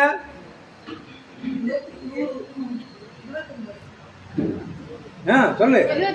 75. நல்லா ஒரு கை தட்டு. பரவாயில்ல, யாரும் 2 மணி நேரம் சொல்ல. 75 வயசுல உடன்படிக்கை பண்றாரு. அந்த உடன்படிக்கைக்கு அப்புறம் யார் பிறக்கிறதுக்கு அப்புறம் எத்தனை வருஷம் கழிச்சு பிறந்தாரு? ஈசாக்குக்கு 20. ஈசாக்குக்கு பிள்ளை பிறக்கிறப்ப என்ன வயசு? யாக்கோபு பிறக்கிறப்ப 100 வயசு. ஈசாக்கு பிள்ளை யாரு? ஈசாக்கு பிள்ளை பிறகு எத்தனை வயசு? யாக்கோபு 60 வயசு. நல்ல ஒரு கேட்டு. வேதத்தை படித்த யாராவது ஒரே ஒரு தடவை கூட்டத்தில் இருக்காங்கிறது சந்தோஷம். இல்லைன்னா நான் தப்பான இடத்துல பிரசங்கிக்கிறார்கள். ஒண்ணுமே தெரியாத இடத்துல போய் நாம ரொம்ப டீப்பாலாம் கேள்வி கேட்கக்கூடாது. ஆண்டவர் உங்களுடைய பார்க்கணும், ஆன்மாவுடைய பார்க்கணும் சொல்லிட்டு அப்படியே போயிடணும்னா இந்த மாதிரி கேள்வி எல்லாம் கேட்கக்கூடாது. கேள்வி கேட்டால் இங்கே பதில் சொல்றதுக்கு ஆர்டர். அப்ப 60 வயசு. அப்ப 60 + 25 எத்தனை ஆச்சு? 85 வயசு. ஈசாக்கு யாக்கோபு மரணம் அடைப்ப என்ன வயசு? எகிப்தில் வயசு செத்தார்கள் என்ன வயசு? போய் கொஞ்ச நாளா செத்து போயிட்டார். கானான் தேசத்துல அங்க போன கொஞ்ச நாள செத்து போயிட்டார். எத்தனை வயசு? அப்ப 130 வயசு. 130 + 60 + 25 எவ்வளவு ஆச்சு? 200. எங்க இருந்திருக்காங்க அந்த 205 வருஷமும்?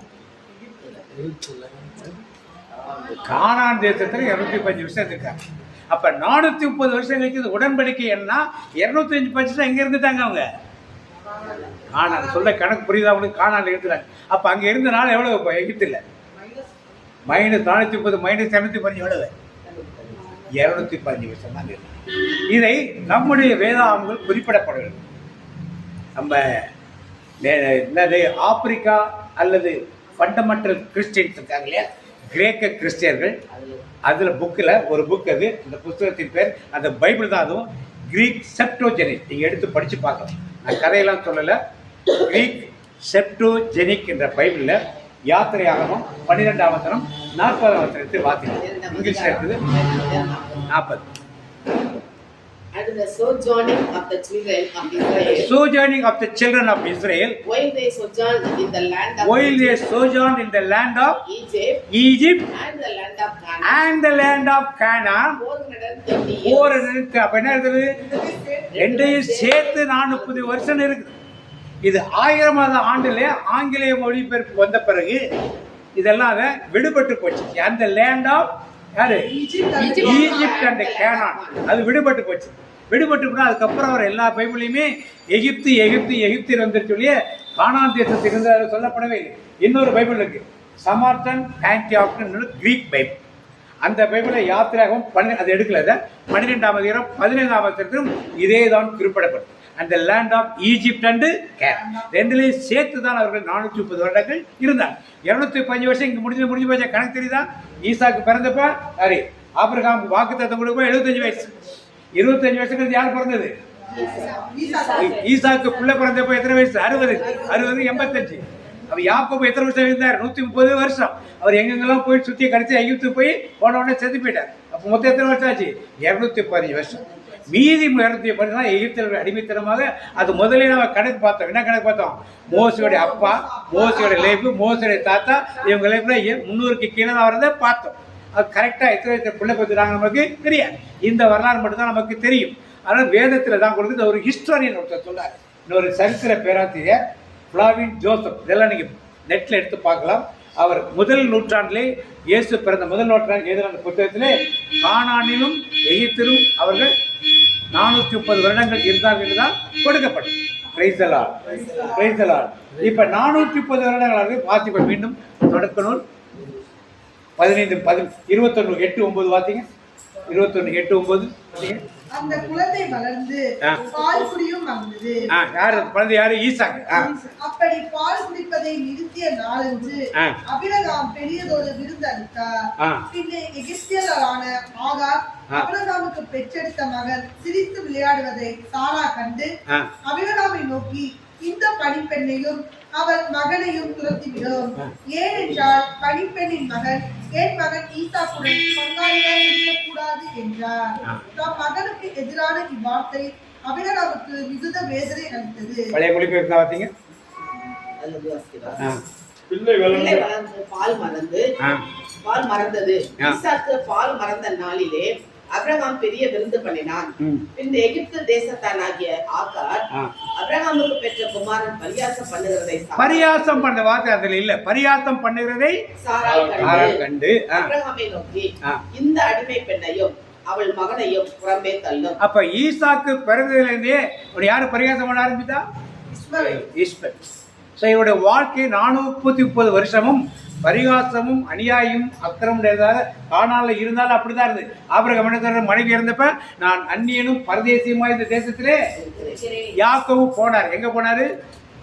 கானானை விட்டு புறப்பட்டு பெயர் சபாவுக்கு போனார். அங்க யார் ஏமாத்தி அவரை பண்ணது எல்லாமே?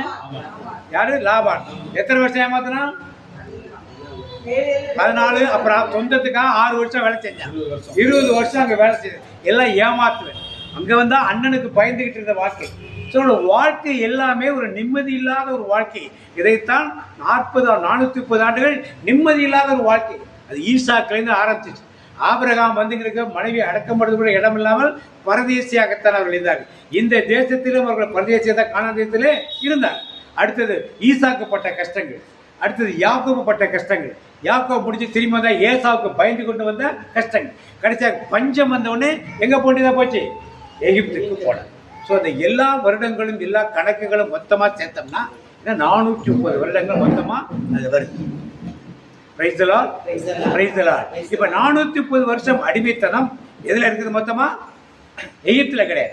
எகிப்தில் 215 எங்கே இருக்குது? கானான்ல இருக்குது. ஸோ மொத்தத்தில் 215 வருஷம்.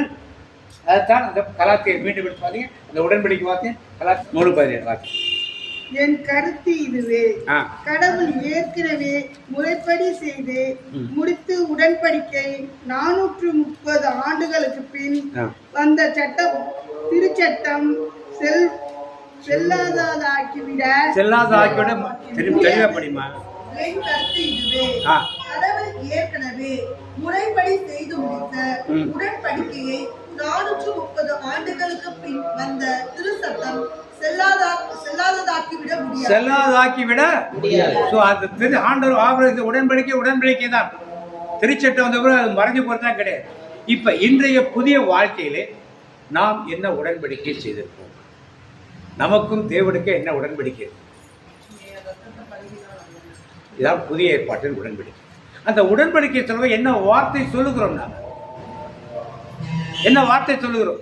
எல்லாரும் திருப்பலிக்கு போறாங்க, டக்கு இல்ல என்ன வார்த்தை கோயில இந்த வார்த்தையை சொல்லி முடிச்ச பிறகு என்ன சொல்றேன்? ஆண்டவர் நல்ல ஒரு கை தட்டு. ஆண்டவரே நீர் வருமளவும். அப்ப ஆண்டவர் வருவாருங்கிறது நம்புறோமா? வருவாரும் என்ன செய்யறோம்? அது மரணத்தை என்ன பண்றோம்? அடுத்தது உயிர்ப்பையும். ஆண்டவர் வருகிறார் என்பதை ஒவ்வொரு நாளும் சொல்லுகிறோம். திருப்பலிக்கு ஒவ்வொரு நாளும் போறோம். அப்ப அவர் வருகைக்கு நம்ம தயாராக இருக்கும் வரை இந்த உடன்படிக்கை இருக்கு. அப்ப இந்த உடன்படிக்கை இருக்கணும்னா நாம் எது இந்த அடிமைத்தனத்தில் இருக்கோம்? அவர்கள் 430 அடிமைத்தனத்தில், நாம எந்த அடிமைத்தனத்தில் இருக்கோம்? இப்ப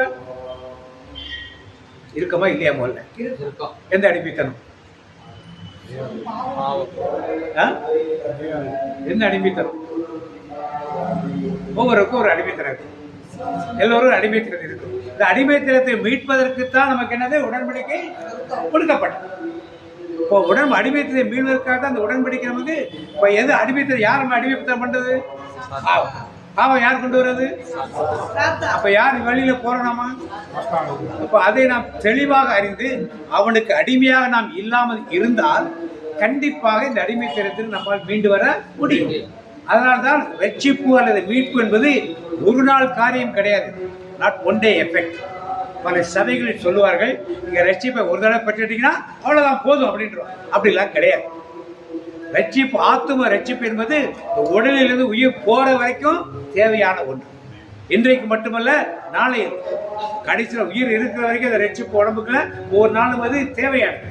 அதனால தான் அந்த ஆத்மாவுக்கு தேவையான உணவை நாம் ஆண்டு வார்த்தை வழியாகவும் நற்கருணை வழியாகவும் குறிப்பாக இரத்தத்தின் வழியாக நாம் பெறும் பொழுது கண்டிப்பாக ஒரு பெரிய மாற்றத்தை நமக்குள் காண முடியும்.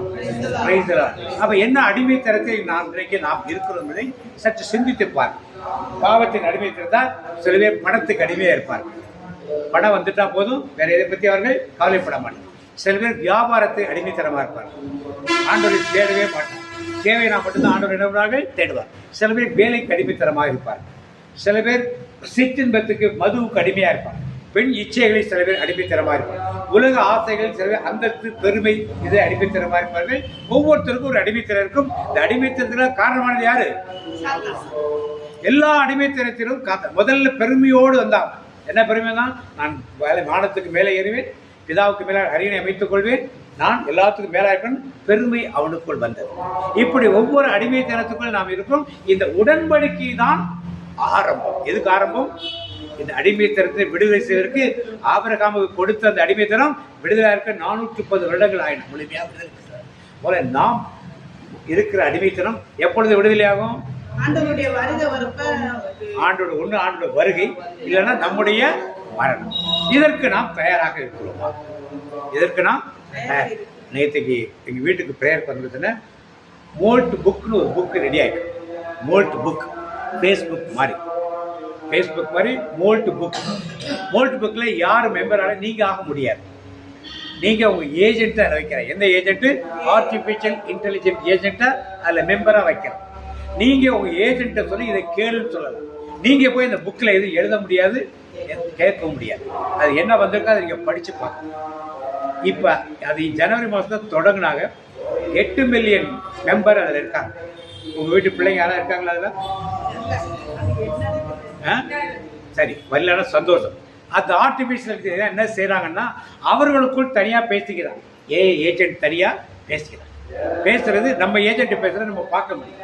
என்ன பேசுகிறார் என்றால், ஏன் நமக்கென்று ஒரு மொழியை வைத்துக் கொள்ளும், ஏன் இந்த இங்கிலீஷில் எல்லாரும் சேட் பண்ணணும், நமக்கென்று ஒரு மொழியை ஏற்படுத்துவோம், நமக்கென்று ஒரு மதத்தை ஏற்படுத்துவோம், நமக்கென்று ஒரு பிஸ்னஸை செய்து கொள்வோம்.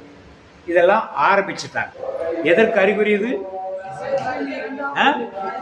ஆண்டோட வருகைக்கு முன்னடையாளமாக இந்த ஆர்டிபிஷியல் மனிதனை மேற்கொள்ளக்கூடிய ஒரு வழிகள். இப்பதான் எக்ஸிபிஷன் டெல்லியில் நடந்து நீங்கள கேள்விப்பட்டிருப்பீர்கள். இதெல்லாம் நடந்த காரியத்தை பார்த்து இருக்கிற மோல்ட் புக் பற்றி நிறைய பேருக்கு நான் தனிப்பட்ட முறையில் இதெல்லாம் அனுப்பிச்சேன். ஏன்னா இதெல்லாம் தெரிஞ்சிருக்கணும். நான் அறியாமல் ஒன்றும் தெரியாமல் போய் உட்கார்ந்து எல்லாத்தையும் நம்ம அறிந்துகிறார். நாம் ஆலயத்தில் சொல்ற ஆண்டவரே நீர் வருமளவும் இந்த உடன்படிக்கையை என்ன பண்ணுவேன். அப்ப இந்த உடன்படிக்கைக்கு நாம் எவ்வளவு அடிக்கடி இந்த உடன்படிக்கையை புதுப்பிக்கிறோம், எவ்வளவு அடிக்கடி புதுப்பிக்கிறோம்? என்ன பண்ணும்? எப்ப எப்ப இந்த உடன்படிக்கை புதுப்பிக்கிறோம்? திருப்பலி நன்மை வாங்கும்போது. எப்ப குருவானவர் எடுத்து இது உங்களுக்காக சிந்தப்படுகிற ரத்தம் சொல்லுமோ அந்த ரத்தத்தால் கழுவப்படும் பொழுது அந்த உடன்படிக்கை என்ன பண்றோம்? புதுப்பிக்கிறோம். இப்ப திருப்பலிக்கே நம்ம போகலன்னா புதுப்பிக்கவே அப்ப உடன்படிக்கிற மக்களுக்கு நிறைவேறாது. உடன்படிக்கிற மக்களுக்கு நிறைவேறாது.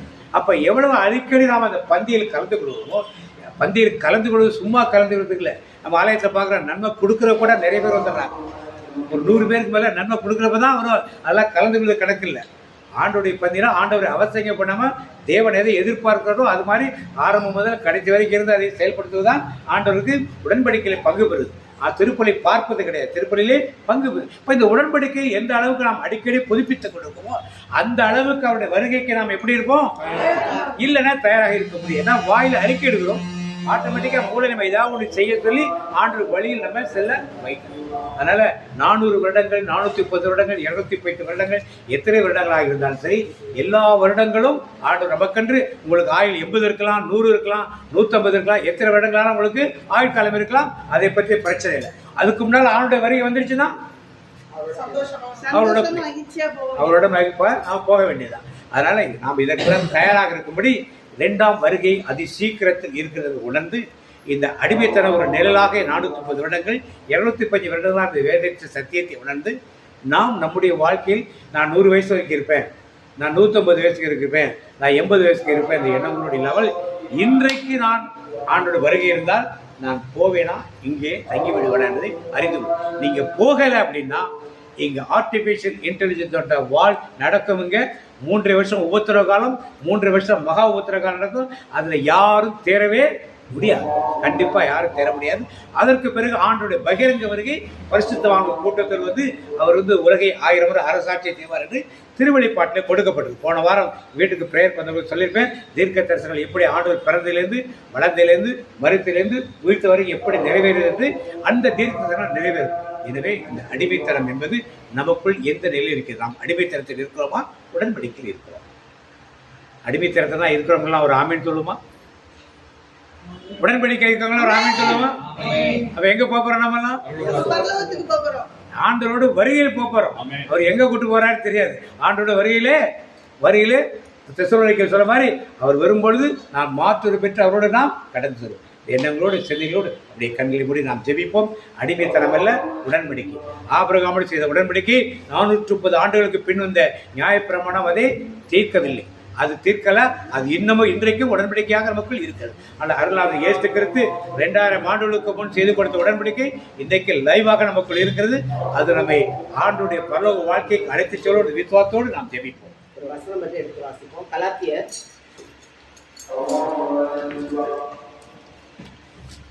2:20. எனவே இனி வாழ்பவன் நான் அல்ல, கிறிஸ்துவே என்னுள் வாழ்கின்றார். இறைமகன் மீது கொண்டுள்ள நம்பிக்கையின் அடிப்படையில் நான் இவ்வுலகில் வாழ்கின்றேன். இவரே என் மீது அன்பு கொண்டார், எனக்காக தம்மையே ஒப்புவித்தார். நான் கடவுளின் அருள் பயனற்று போக விடமாட்டேன். ஏனெனில் சட்டம் சார்ந்த செயல்களால் ஒருவர் இறைவனுக்கு ஏற்புடையவர் ஆக கூடுமானால் கிறிஸ்து இறந்தது வீண் என்றாகுமே. நான் பழைய மொழியில் வாசிக்கிறேன். கிறிஸ்துவுடனே கூட சிலுவையில் அறையப்பட்டேன், ஆயினும் பிழைத்திருக்கிறேன். இனி நான் அல்ல, கிறிஸ்துவே என்னுள் பிழைத்திருக்கிறார். நான் இப்பொழுது மாம்சத்தில் பிழைத்திருக்கிறதோ, என்னில் அன்பு கூர்ந்து எனக்காக தம்மை தாமே ஒப்பு கொடுத்த தேவனுடைய குமாரனை பற்றும் விசுவாசத்தினாலே பிழைத்திருக்கிறேன். அப்ப வாழ்வது எனக்குள் வாழ்வது யாரு? அப்ப கிறிஸ்து வாழும்போது நம்ம பார்த்துக்கலாம் போக முடியுமா? அப்படியே கண்களை முடிச்சு அன்பு பரலோக தகப்பனே, நாங்கள் பரலோக நாளை எப்படி சந்திக்க வேண்டும், எதிர்கொள்ள வேண்டும் என்பதை கற்றுக் கொடுக்கிறேன். நமக்கு நன்றி செலுத்துறோம் ஆண்டவரே. அது சீக்கிரத்தில் வருகிறீர் என்பதற்குள்ள அடையாளங்கள் பூமியில் நடந்து கொண்டிருக்கிறது. மத்திய 24ஆம் அதிகாரத்தில் சொன்ன போது எல்லாம் நடந்து கொண்டிருக்கிற காரியங்களாக இப்போது இருக்கிறதே. இதெல்லாம் பார்க்கும்போது ஆண்டு செய்கிறார், இயேசு வாசற்படியில் இருக்கிறார் என்று. அவர் வாசற்படியில் இருந்து கதவை தட்டுகிறார். நம் உள்ளத்தில் இடம் இருக்கிறதா? அவர் நமக்குள் இருந்தால் நாம் டக்குன்னு அவருக்கு இடம் கொடுத்துருவோம். இல்லை என்றால் இந்த உலகத்தின் காரியங்கள் எதுவாக இருந்தாலும் அதை அப்படியே எடுத்துக்கொண்டு நம் ஜீவன் கிறிஸ்துவுக்குள் வாழ வேண்டுமே. எதற்காக அவர் அழைத்தாரோ அதை நாம் புரிந்து கொண்டு வாழ ஒப்பு கொடுப்போம். அபிரகாமோடு உடன்படிக்கை பண்ணினார் ஆண்டவர். கடைசியாக புதிய ஏற்பாட்டில் உடன்படிக்கை பண்ணியது என்ன? ரத்தத்தினாலே புதிய உடன்படிக்கையை கொடுத்து இதை நீங்கள் பருகும் போது பாவங்கள் மன்னிக்கப்படும் என்று புதிய உடன்படிக்கை கொடுத்தாரே. அந்த புதிய உடன்படிக்கையின் காலத்தில் நாம் இருக்கிறோம். அந்த உடன்படிக்கைக்குள் ஒவ்வொரு நாளும் அவரோடு சென்று அவர் ரத்த கோட்டைக்குள் நான் மறைந்து கொள்ள வேண்டுமே. ஒப்பு கொடுப்போமா? அவர் வரும்போது நாம் வீணாக யாரையோ கூப்பிடாரு நிற்கக்கூடாதே. அவர் வரும் நாளிலே கரமசைத்து கூப்பிடும் போது அவரோடு செல்ல நம்ம ஆயத்தமாக இருப்போமா? கிறிஸ்துவுக்குள் என் ஜீவன் இணைந்து மறைந்துள்ளது. நான் அல்ல, கிறிஸ்துவே என்னில் வாழ்கிறார். அப்படி அந்த பாட்டி பாடுமா? நான் அல்ல, கிறிஸ்துவுக்குள் என் ஜீவன் இணைந்து மறைந்துள்ளது. கிறிஸ்துவுக்குள் என் ஜீவன் இணைந்து மறைந்துள்ளது. நான் அல்ல, இயேசுவே என்னில் வாழ்கிறார். நான் அல்ல, இயேசுவே என்னில் வாழ்கிறார். நான் அல்ல, இயேசுவே என்னில் வாழ்கிறார். நான் அல்ல, இயேசுவே என்னில் வாழ்கிறார். நான் அல்ல, இயேசுவே என்னில் வாழ்கிறார். கிறிஸ்துவுக்குள் என் ஜீவன் இணைந்து மறைந்துள்ளது. அன்பு இயேசுவே, எங்கள் ஜீவனை உமக்குள் இணைத்து மறைத்து வைத்திருக்கிறேன். இதை நாங்கள் அறியாமல் உலகத்தின் பின்னால் செல்லக்கூடாது என்று எங்களுக்கு ஆலோசனை கொடுத்திருக்கிறீரே. உலகத்தில் வாழும் வருடங்கள் நோவா காலத்துக்கு பின் 120 என்று சொன்னேன். மோசே உமக்கு பிரியமாக 120 ஆண்டுகள் வாழ்ந்தார். ஆனால் அதற்கு பின் மோசேயின் காலத்தில் 70ஆக மாற்றிவிட்டேன். அந்த 70 வருடம் அதற்கு மேல் இருந்தால் அதற்கு வேதனை இருக்கும் என்று சங்கீததாசன் 90 சொல்லப்பட்டது. இன்றைக்கு நாங்கள் எத்தனை வருடங்கள் வாழ்ந்தாலும் சரி, இந்த வாழ்நாட்களில் உண்மை பற்றியே நாங்கள் பின்பற்றி வர உமது கரங்களுக்கு எங்களை ஒப்பு கொடுக்கிறோமாப்பா. அப்படி ஒப்பு கொடுப்போமா? எதற்காக தாயின் கருள் உருவாக மட்டுமே தெரிந்துக்கொண்டார் என்று பாடினோம் இல்லையா? எதற்காக அழைத்தாரோ அவருடைய பிள்ளையாக நாம் வாழ வேண்டுமே. அப்பா பிதாவே என்று கூப்பிட உரிமை கொடுத்த அவர் நமக்காக எல்லா பாடுகளையும் ஏற்றுக்கொண்டாரே. நம்முடைய பாவங்கள் சாபங்கள் எல்லாவற்றையும் அவர் சிலுவையிலே சுமந்து தீர்த்து விட்டார். சிலுவை பாடுகளை தியானித்துக் கொண்டிருந்த நாட்களிலே நாம் நோய்கள் இல்லாமல் வாழ வேண்டும் என்று உடம்பில் காயங்களை ஏற்றுக்கொண்டார். அவருடைய தழும்புகளால் நீங்கள் குணமானீர்கள். நாம் பாவத்தில் விழுந்து விட்டாலும் அதை கழுவி சுத்திகரிக்க இரத்தத்தை சிந்தினாரே. நம்முடைய சாபங்கள், முன்னோர் மூதாதையர் பாவங்கள் சாபங்களாக நமக்கு வரக்கூடாது என்பதற்காக சாபமான முள்முடிய தலையில் ஏற்றுக்கொண்டாரே. இப்படியாக பாவம் சாபம் நோய் எல்லாவற்றையும் நாம் விடுதலை கொடுக்க அவர் ஏற்கனவே எல்லாவற்றையும் சுமந்து விட்டார். இப்பொழுது நான் சுமக்க தேவையில்லையே. நாம் கிறிஸ்துவுக்குள் என் ஜீவன் மறைந்திருந்தார். அவருக்காக அவருக்காக அவருக்காக வாழ கொடுக்குமா?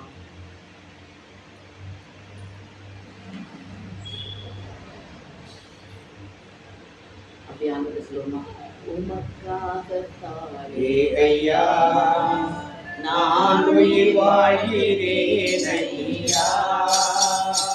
இந்த உடலும் உள்ளமெல்லாம் அன்பர் உமக்காகத்தானே ஐயா, உமக்காகத்தானே ஐயா, நான் உயிர் வாழ்கிறேன் ஐயா, இந்த உடலும் உள்ளமெல்லாம் அன்பர் உமக்காகத்தானே ஐயா.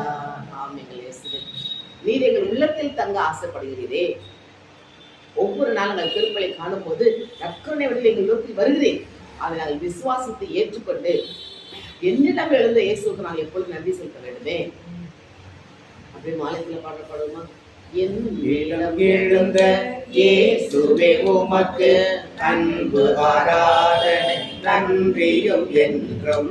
என்னிடம் எழுந்த இயேசுவே உமக்கு அன்பு ஆராதனை நன்றியும் என்றும்.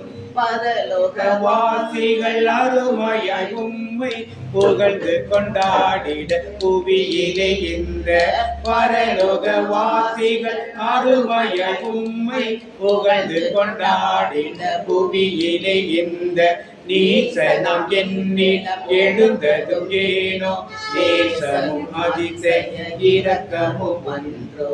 என்னிடம் எழுந்த இயேசுவே உமக்கு அன்பு ஆராதனை நன்றியும் என்றும். ஒவ்வொரு நாளும் திருப்பலி காணும்போது இயேசுவை உள்ளத்தில் வாங்குகிறோம் என்ற உணர்வோடு வந்து கிறிஸ்துவுக்குள் என் ஜீவன் மறைந்துள்ளது, வாழ்வது நான் அல்ல கிறிஸ்துவே என்னில் வாழ்கிறார் என்று சொல்லி இந்த உலக பந்தத்துக்கும் உலக அடிமைத்தனத்துக்கும் நாம் அடிமையாகி விடாதபடி நான் கிறிஸ்துவுக்கு அடிமை, இயேசுவின் அடிமை, இயேசுவின் பிள்ளை அந்த உணர்வோடு வாழ அப்பா அந்த நாளில் எங்களுக்கு ஆயத்தப்படுத்தி கொடுத்தீரேப்பா. அதற்காக மக்கள் நன்றி செலுத்த மாட்டேன். அது சீக்கிரத்தில் வரும்போது நாங்கள் உமக்கு மகனாக மகளாக உம்மிடம் வர எங்களை கட்டளை கொண்டு வாழ்கிறேன்.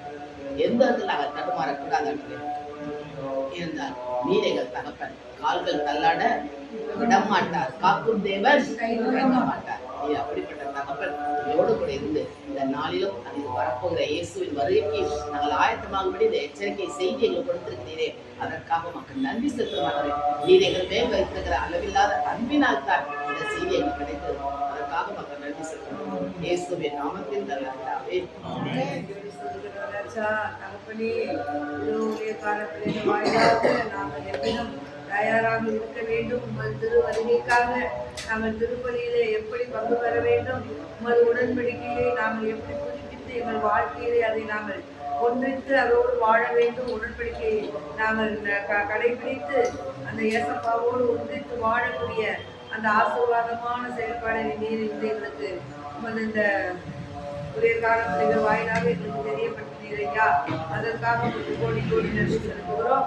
தொடர்ந்து எங்கள் வாழ்க்கையிலே நாங்கள் உங்களை விட்டு விலகாமல் எந்த சூழ்நிலையிலும் உங்களை பற்றி கொண்டு வாழ எல்லா நிலையிலும் உங்களோடு இருக்க எங்களுக்கு ஒரு அருள் தர வேண்டும் என்று கொண்டாடுகிறோம். எங்கள் ஜீவன் உயிர் உணர்வான நல்ல பிதாவே.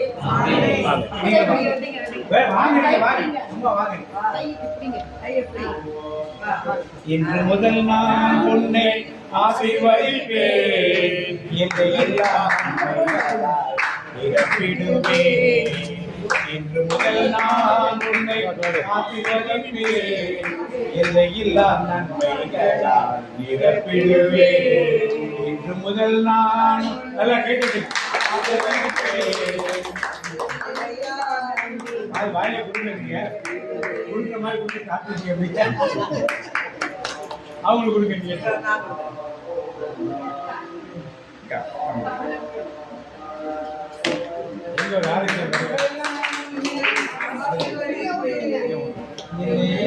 நன்மைகளால் நிரப்பிடுவே. வெட்டி கொடுக்க மேல இருக்க